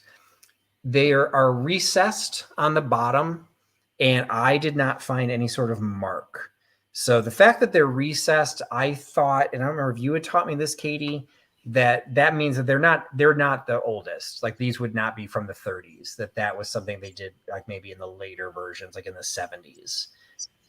Have you seen that kind of indentation? Yes, and I do think that those are probably 70s glass. They just have that thicker looking feel. They do. They feel heavier. Like it's just this feels like my childhood.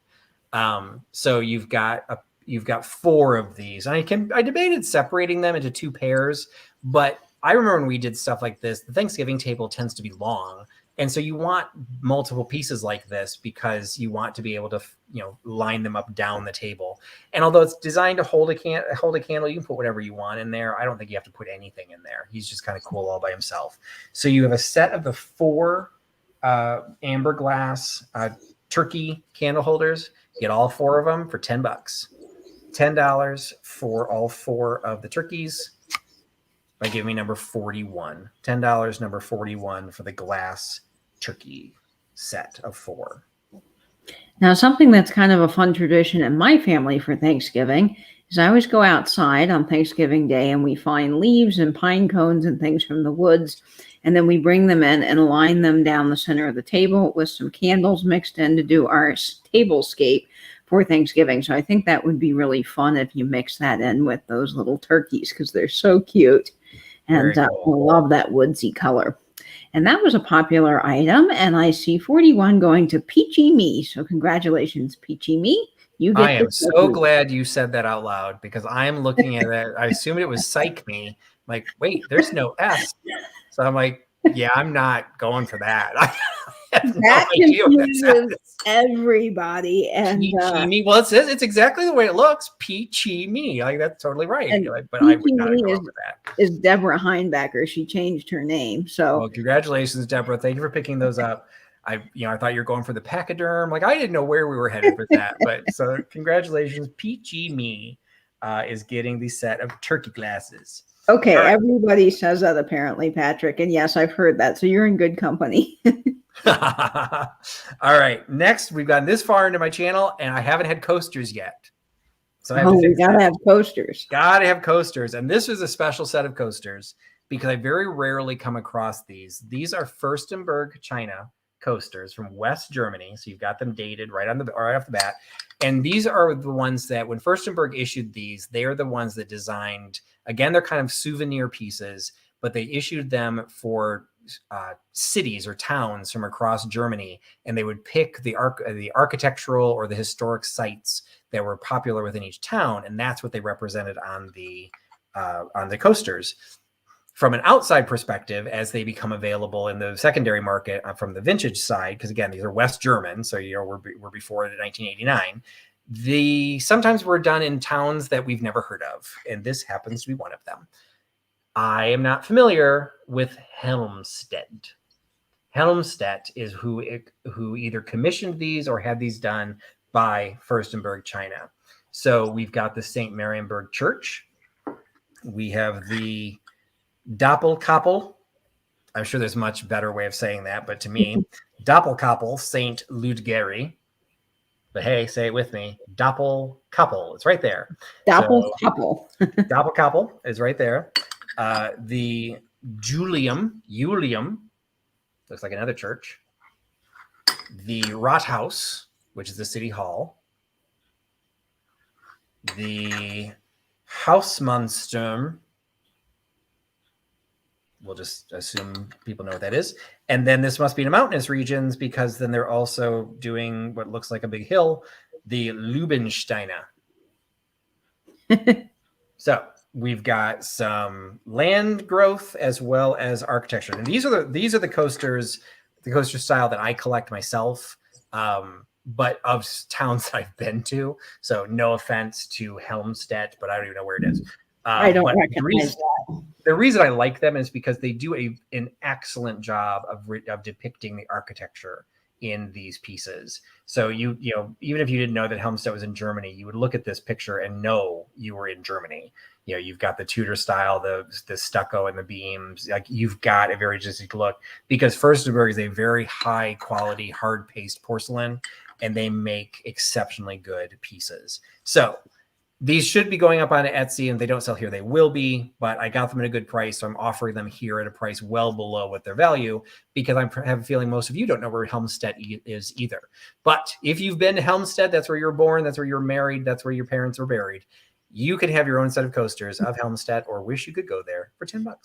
So $10 for a set of 6 of the Helmstedt German coasters by West Germany, Furstenberg porcelain, number 89. You too can dream of going to Lübbenstein. Kind of reminds me of the word Schloss Neuschwanstein, the Disney castle that's in Germany. I love all those architecture pieces. I just think that they're gorgeous, and I love architecture, so that's always fascinating. And Karen Donlinger's in the house. I did not say hi to Karen, but of course she picks up my coasters. Yep, because that's she is right. my kindred spirit of German coaster lover. We need a hashtag that says "Save the furniture, bring a coaster." Exactly. I had to tell my brother that he needed coasters because he didn't have any, and I was just in peril over there trying to figure out where I'm going to put my drink because I didn't want to run his furniture. Yep. When I visited Scott at the old curiosity shop, he's like, "Oh, just put it on the carpet." I'm like, "It's like a 200-year-old carpet. I don't want to put it on the carpet either." Gotta have the coasters. I just carry them with me from now on. All right. Next piece. If you follow me on Instagram, you'll see I will post some of the pictures of items I will offer during my live sales. And this was one of the items that I posted. I don't do kitsch very often, but I could not pass him up. It is a little frog either climbing onto or falling from a giant lily pad as a toothbrush holder. So it's not marked, and it's made in such a way that I do not believe this is a DIY piece. I don't believe this is a home hobbyist. My mother grew up teaching classes. That's not how you would do the bottom of a DIY piece. It's just not. It's not signed by somebody that did make it, and it also appears to be airbrushed, which is also not. It would be a very, very skilled ceramicists who would have done this if this were a home hobbyist piece.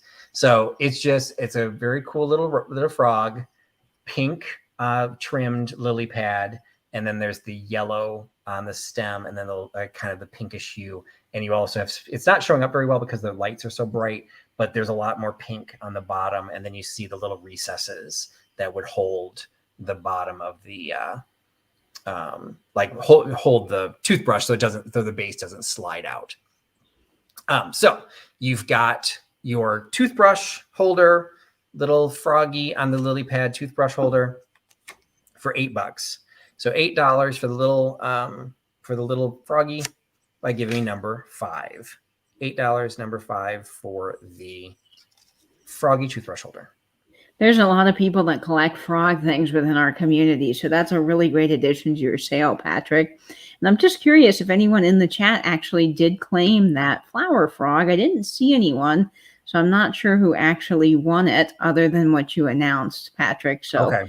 I'll be interested to see if someone actually comes up and claims it in the chat. Yeah, I don't have a message from them yet. So yeah, and I don't know. I know who you think it was. And I don't know, but their YouTube names are usually, or their eBay names usually different from YouTube. So I'm not 100% sure. Okay. Yeah, I wasn't sure either. Yeah. And thank you, Peachy Me, for sending over your information. That's a big help. All right, so we had no takers on the froggy. We'll save him for later. Okay. Next item is a piece that I've only come across a few times, and it's one of these that every time I come across one, I think it's going to become my next collection. So my MO is to sell it as quickly as possible, so it does not become my next collection. So I literally picked this up this week, and it is now available for my live sale because it needs to go. It is a piece of polychrome Delft. So it is Delftware. So if you were looking at this in black and white and you saw these floral designs, you were like, oh yes, it's Delft, of course. It is actually polychrome Delft. So instead of just being in blue, look at the beautiful browns and greens that got added to this. That is stunning. It is decorated on all sides. It is screaming autumnal decor. It is absolutely gorgeous. It's in pristine condition. It's a covered compote. It is signed that it is a Delft polychrome from Holland handwork with the production number and then also the retail sticker of who originally sold it. So unfortunately, I don't know the age of this because I don't know how to look up the age of that store. So this may be maybe more modern, or it might have some vintage piece to it. It's a decor, or it's a design that's been going on for hundreds of years. So sometimes it's difficult to pinpoint when a piece was done. But it's fantastic. It is absolutely gorgeous. And if it doesn't sell here, it will definitely be going up onto Etsy. And it will be wrapped so that I can't suddenly put it into my collection. So it is a polychromed piece of polychrome Delft. It is $20. $20 for the Delft polychrome by giving me number 66. $20. Number 66 for the covered compote Delft. I just love the colors in those glazes, Patrick. Just stunning. I mean, blue and white's beautiful too, but it's just when you add these additional colors, I just think it's gorgeous. Yeah, it really takes it to a whole other level. And if you don't have to just collect blue and white, you can have other colors now too mixed in with your displays. So another piece, it looks like we have to take her there. Yep, Brian Hans from the Chicagoland area is picking up number 66. Awesome. Congrats, Brian. Picking that up. There is definitely a lag tonight with the stream. Or people are just debating, or they're like frantically trying to decide what it's worth. And they're like, wait, is that a good price? Trust me, it was a good price. But Patrick always has great prices. Yeah, not everyone's going to always like everything I have to offer. So I totally understand that. And I never take offense. So thank you, Brian, for picking that up. I know you had mentioned you were looking for some autumnal decor. So there you go. So the next piece, we are sticking in Europe, this time with a manicure set that was made in Austria with German tools. So we have this very pale cream, not quite white. It's kind of, like I said, more of a creamy white manicure set. It is decorated with the gold just on one side. And it zips, and the zipper is fully functional all the way around. So it is fully unzipped with all of its tools in place. So you have some of these tools, I don't even know what they are. So there's the cuticle stick, I guess, at the bottom. And then you've got 3 handled tools that just look like instruments of torture. And then 2 different types of scissors that to me look almost identical. But I guess one's a little bit smaller than the other. So I don't know, one's for toenails and one's for fingernails. I don't even know. And then the file. So the file is marked. And one might cut cuticles down a little bit. Say that again? One of the scissors might actually be for cutting your cuticles down. Oh, that's for the cuticles? Oh, okay. So the file is signed that it is special triple cut Germany. And all of the metal pieces are all marked Germany. So, and then the case is marked right in the middle. It is made of a ground leather, which is a term I've never heard before. Case made in Austria. And in this house, we love all things Austrian. So we've got the Austrian case with German tools. Now, I don't know if you're going to be able to tell because the lights are so bright, but you probably can see there's a tiny, tiny difference to the handle color of this one. They are all the exact same designs. You can see they've got that cool angled cut to the design, but this one either has discolored, like maybe it was stored outside of the case, or it's a replacement piece. because it is slightly different color than the other two. So that is definitely going to affect its value. And age-wise, I'm thinking 60s, and so I'm thinking that these are plastic. Yes, and that was a question coming up in the chat. What Yeah, kind of? I'm going to assume it is plastic. I did not smell the formaldehyde sign, the smell, so I don't think they're Bakelite. I don't think they're celluloid. I think it's late enough because I don't think this design is old enough to have that. No, that seems very 60s to me. Yeah, so I mean, I'm thinking this whole thing is from the 60s, so I think these are just plastic. And unfortunately, it doesn't look like you're able to see them. There's a little, you can kind of see there's a little bit of a bump there. It's the plastic has a little bit of a stress crack right at the edge. All of the pieces are in there very tight. Like it's not affecting the usability of it, but it's proving that these pieces have a little bit of age. So again, that's why it's easier to show them on here, because I think this would have done well on eBay, but I want to make sure it's very clear that I'm pricing this because it is not perfect. But it is super cool and completely functional, and only $8. So $8 for the little Austrian manicure set with all of its tools. $8 by giving me number 2. $8 number 2 for the Austrian manicure set. What a neat little set there, Patrick. I love the markings on it, and of course, anything leather is always up my alley. So I think that's a little thing to tuck in when you're traveling too. And I see 4 Sandy's Lilacs picking up that item. So congratulations, Sandy. Awesome. Thank you so much, Sandy, for picking that up. All right. The next one is another multi-piece. I seem to have a theme in this night sale, and it wasn't intentional. I have a lot of glass. I also had a lot of candles, but I have a lot of glass. And so this was a set that I just thought was kind of cool. And I'm hoping you guys do too. It is a set of little apothecary jars that once had spices, herbs and spices in them. So there's 2 different styles. So this one is the saffron and the mint leaves. These have actual labels on the back. They were issued by John Wagner and Sons. Does have a zip code on the thing, on the address. So they're after 1963. These are actually Wagner branded bottles, which I thought was kind of interesting. So John Wagner and Sons, the saffron and the mint leaves are those.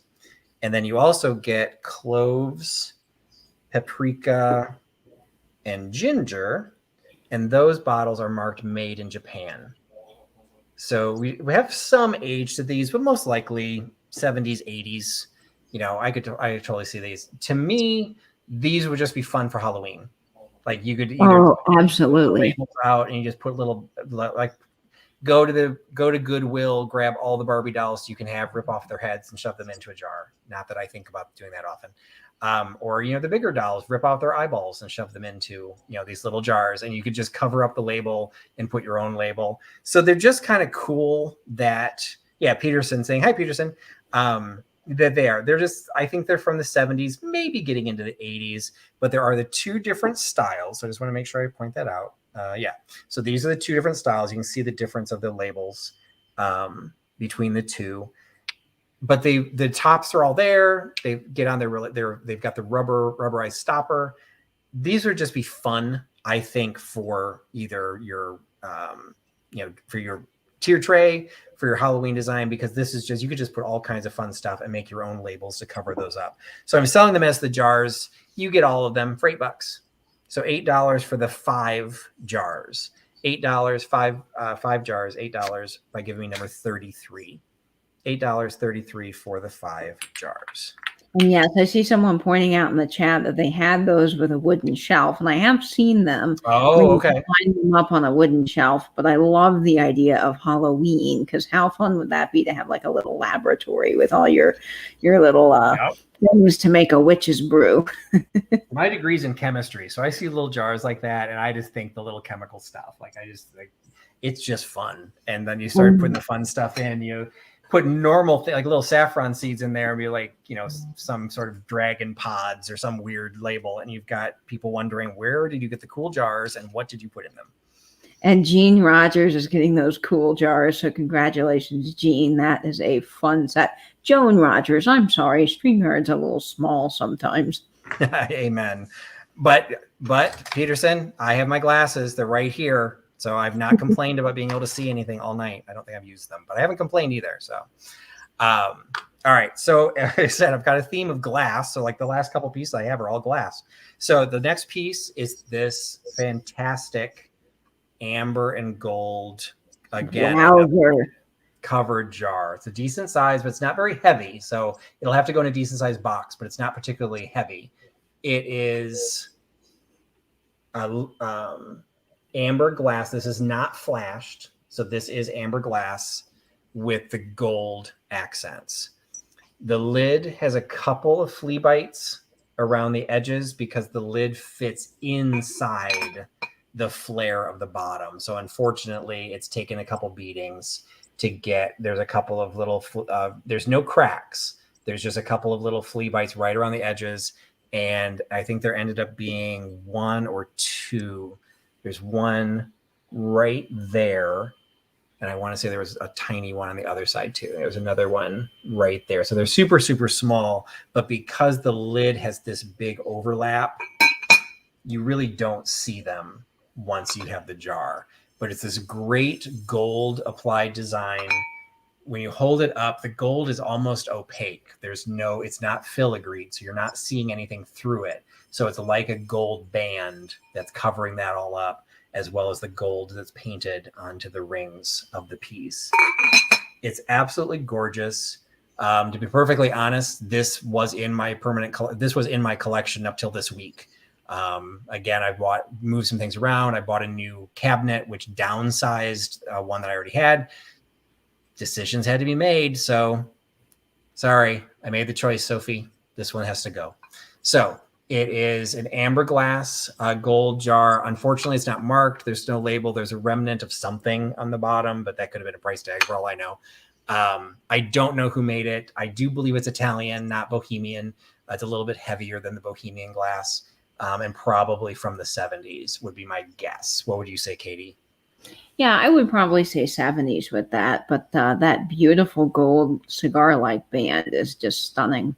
Yeah, it's absolutely gorgeous. I think I'm going to miss it, but the stuff that I bought to replace it, I'm even happier with. So hope it's going to a good home, and it can for $12. So $12 for the glass covered jar, $12 by giving me number 24. $12, number 24 for the covered glass jar.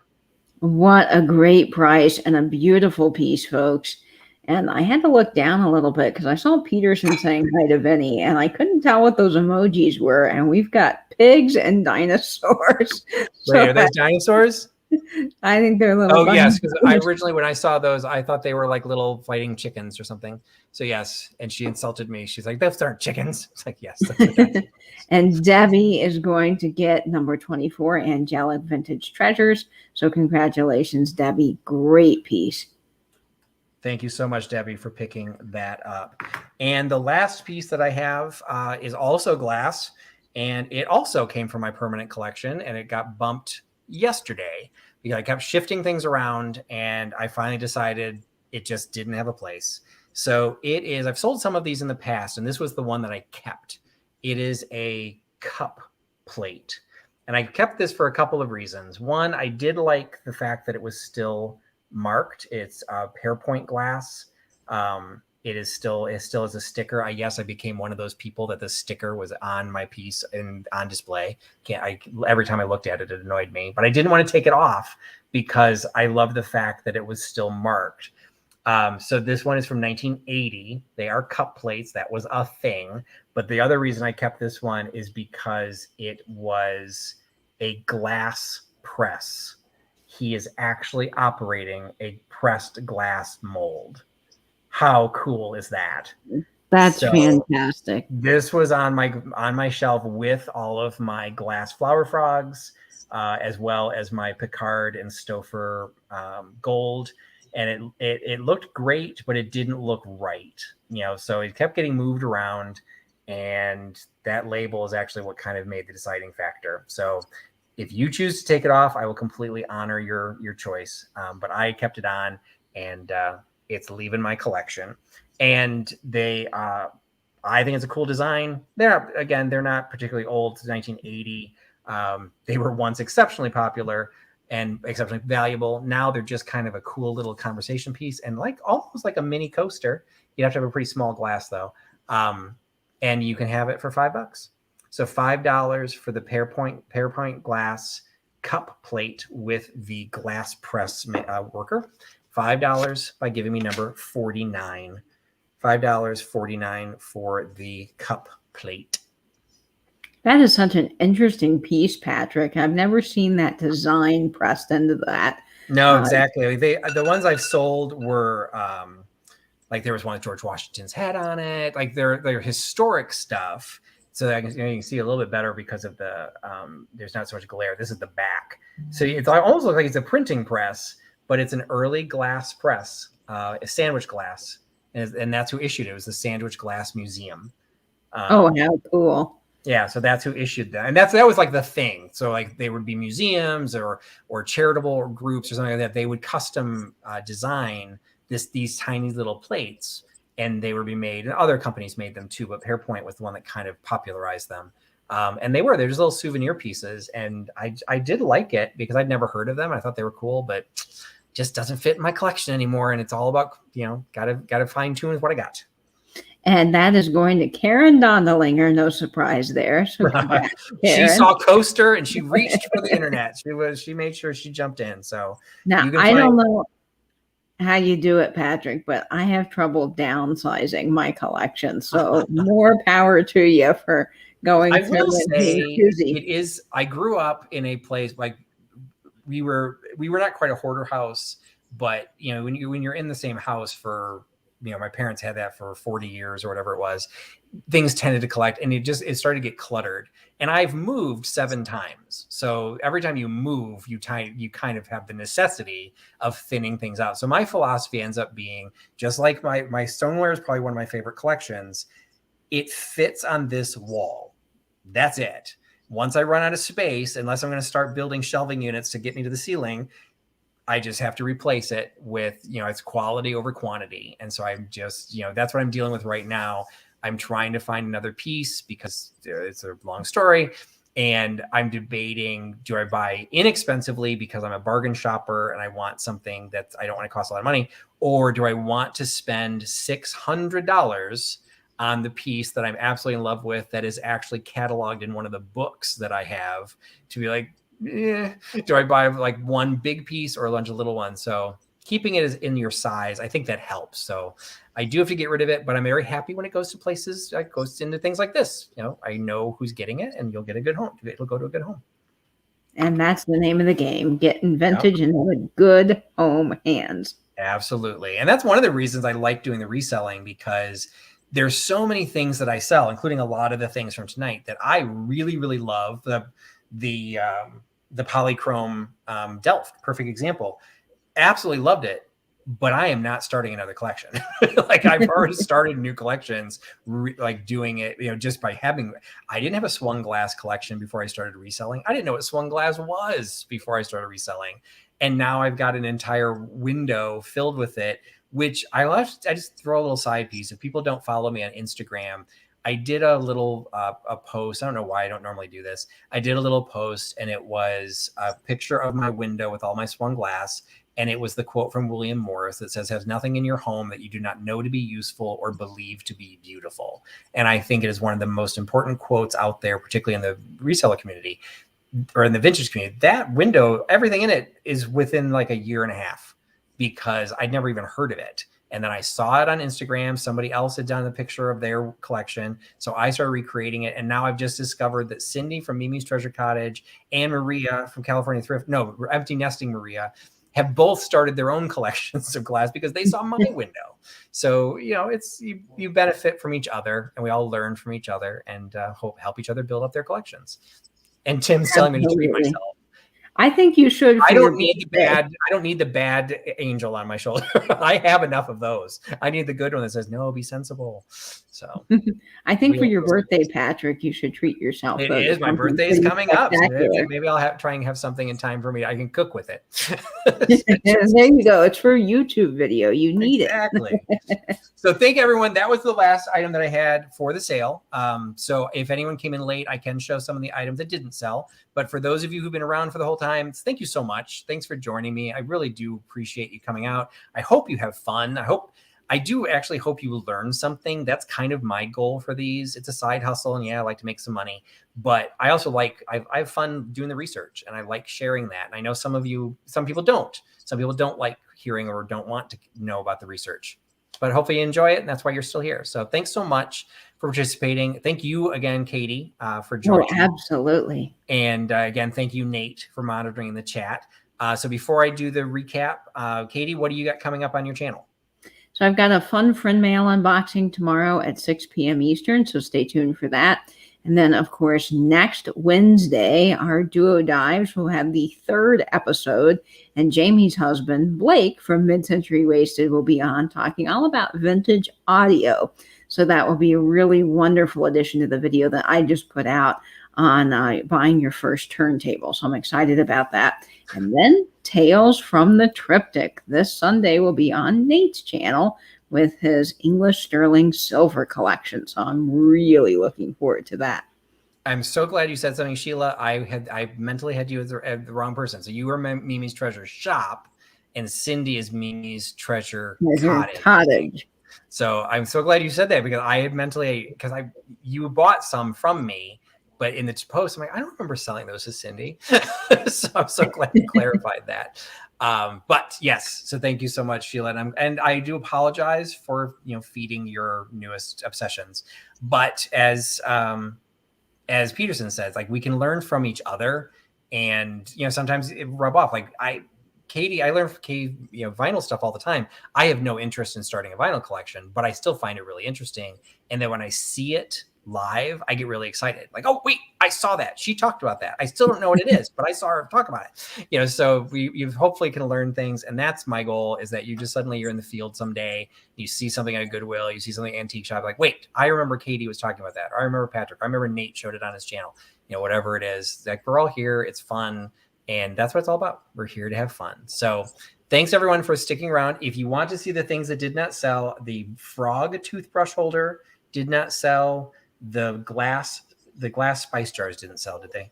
Yes, they did sell. Oh, they did sell. I did not write that one down. Who's got the number 33? Let me run back to the chat and check. Oh, you know what? I wrote it was Joan. Yeah, Joan Rogers. Sorry, Joan Rogers almost got the lemon pitcher. So the lemon pitcher did not sell. The Italian seller, or the Italian pitcher, and the bowl with the oil and vinegar did not sell. So he is still available. I couldn't put him on the piano behind me, so he is also. Yeah, we don't want him falling off. Yeah, we did not. I did not want him hanging out on a ledge. So we still have this Redware 50s bowl with the oil and vinegar jars on the side. So I think that was it. So the toothbrush holder, the lemonade pitcher, the bowl. Oh, and the cookbooks, the meat cookbooks. Oh, yes, the meat cookbooks are still there. Yeah, so the meat, all you needed to know about meat, but we're afraid to ask. Your TV meat recipes, the 1920s meat for the family, the 1940s meat medley of meat, and what was this one? No, this was the one we didn't know. This was like 50s or 60s. This was the 40s meat. The bowl was $18, number 64. I don't know where the tag dropped off somewhere. So the bowl, somebody just asked, the bowl was $18. Yeah. Number 64. The meat books, you get all 4 of the cookbooks. Those were $10. That was number 85. So all 4 of the cookbooks was $10 for 85. Karen Dondelinger is picking up the bowl. So thanks so much, Karen. Thank you so much, Karen. 64. The bull and the meat medley need to be a lot. All right. If I put any thought into that, I might have actually done that, because that's just as twisted as I am. So excellent. And again, congratulations to Catherine Young for hitting your 1,000 subscribers. Thank you so much. I'm honored that you chose me to try to help you celebrate that. So congratulations to Chad for picking up that box that Catherine is going to be paying for. So actually, didn't Chad buy something else? So we'll have to figure out the logistics on that. But we can do that. We'll figure it out. So unless there's any other questions, so we've got the meat cookbook. No one took the meat cookbooks. Nope, right? no one took the meat cookbooks, and the pitcher is still available, and the frog toothbrush holder. Yeah, I'm surprised the little frog toothbrush holder didn't go. Yeah, he was adorable, that little guy. Yeah, he's a cutie. Give him a couple weeks, he'll probably end up in a mystery box. So you never know. I try not to things that don't sell. Usually, knock wood, I'm usually pretty happy. Most things sell in the sales, but every once in a while, when I don't have something sell, it goes off to the side and someday shows up in a mystery box. So you never know. So thank you so much. Thanks to the new ones who joined me. I still want to say psych me. Not pachyderm. Peachy me. Peachy me. Thank you, Peachy me, for joining. I think there was somebody else that was new to me tonight. So again, thank you for everyone joining for the first time. Sorry, I'm running a little bit late. I do know that Nancy does have her sale tonight. I did see that posted. So she was on our channel last night, or my channel last night on last Duo Dive. Nancy from This Overstuffed House. If you didn't see that, check it out on my channel. There from the video last night. That was Nancy showing her rhinestone jewelry collection. But she will have her live sale tonight at 11 p.m. Right? Okay. And her channel is This Overstuffed House, all one word. 11 p.m. Eastern. She will have her sale. Make sure she knows we sent you over there. And thank you so much for joining. So again, thanks to Katie. Thanks to Nate. Thanks to all of you for hanging out. Thanks for putting your trust in Trusty Huckster. And I'll talk to you again soon. Goodbye. Bye, friends.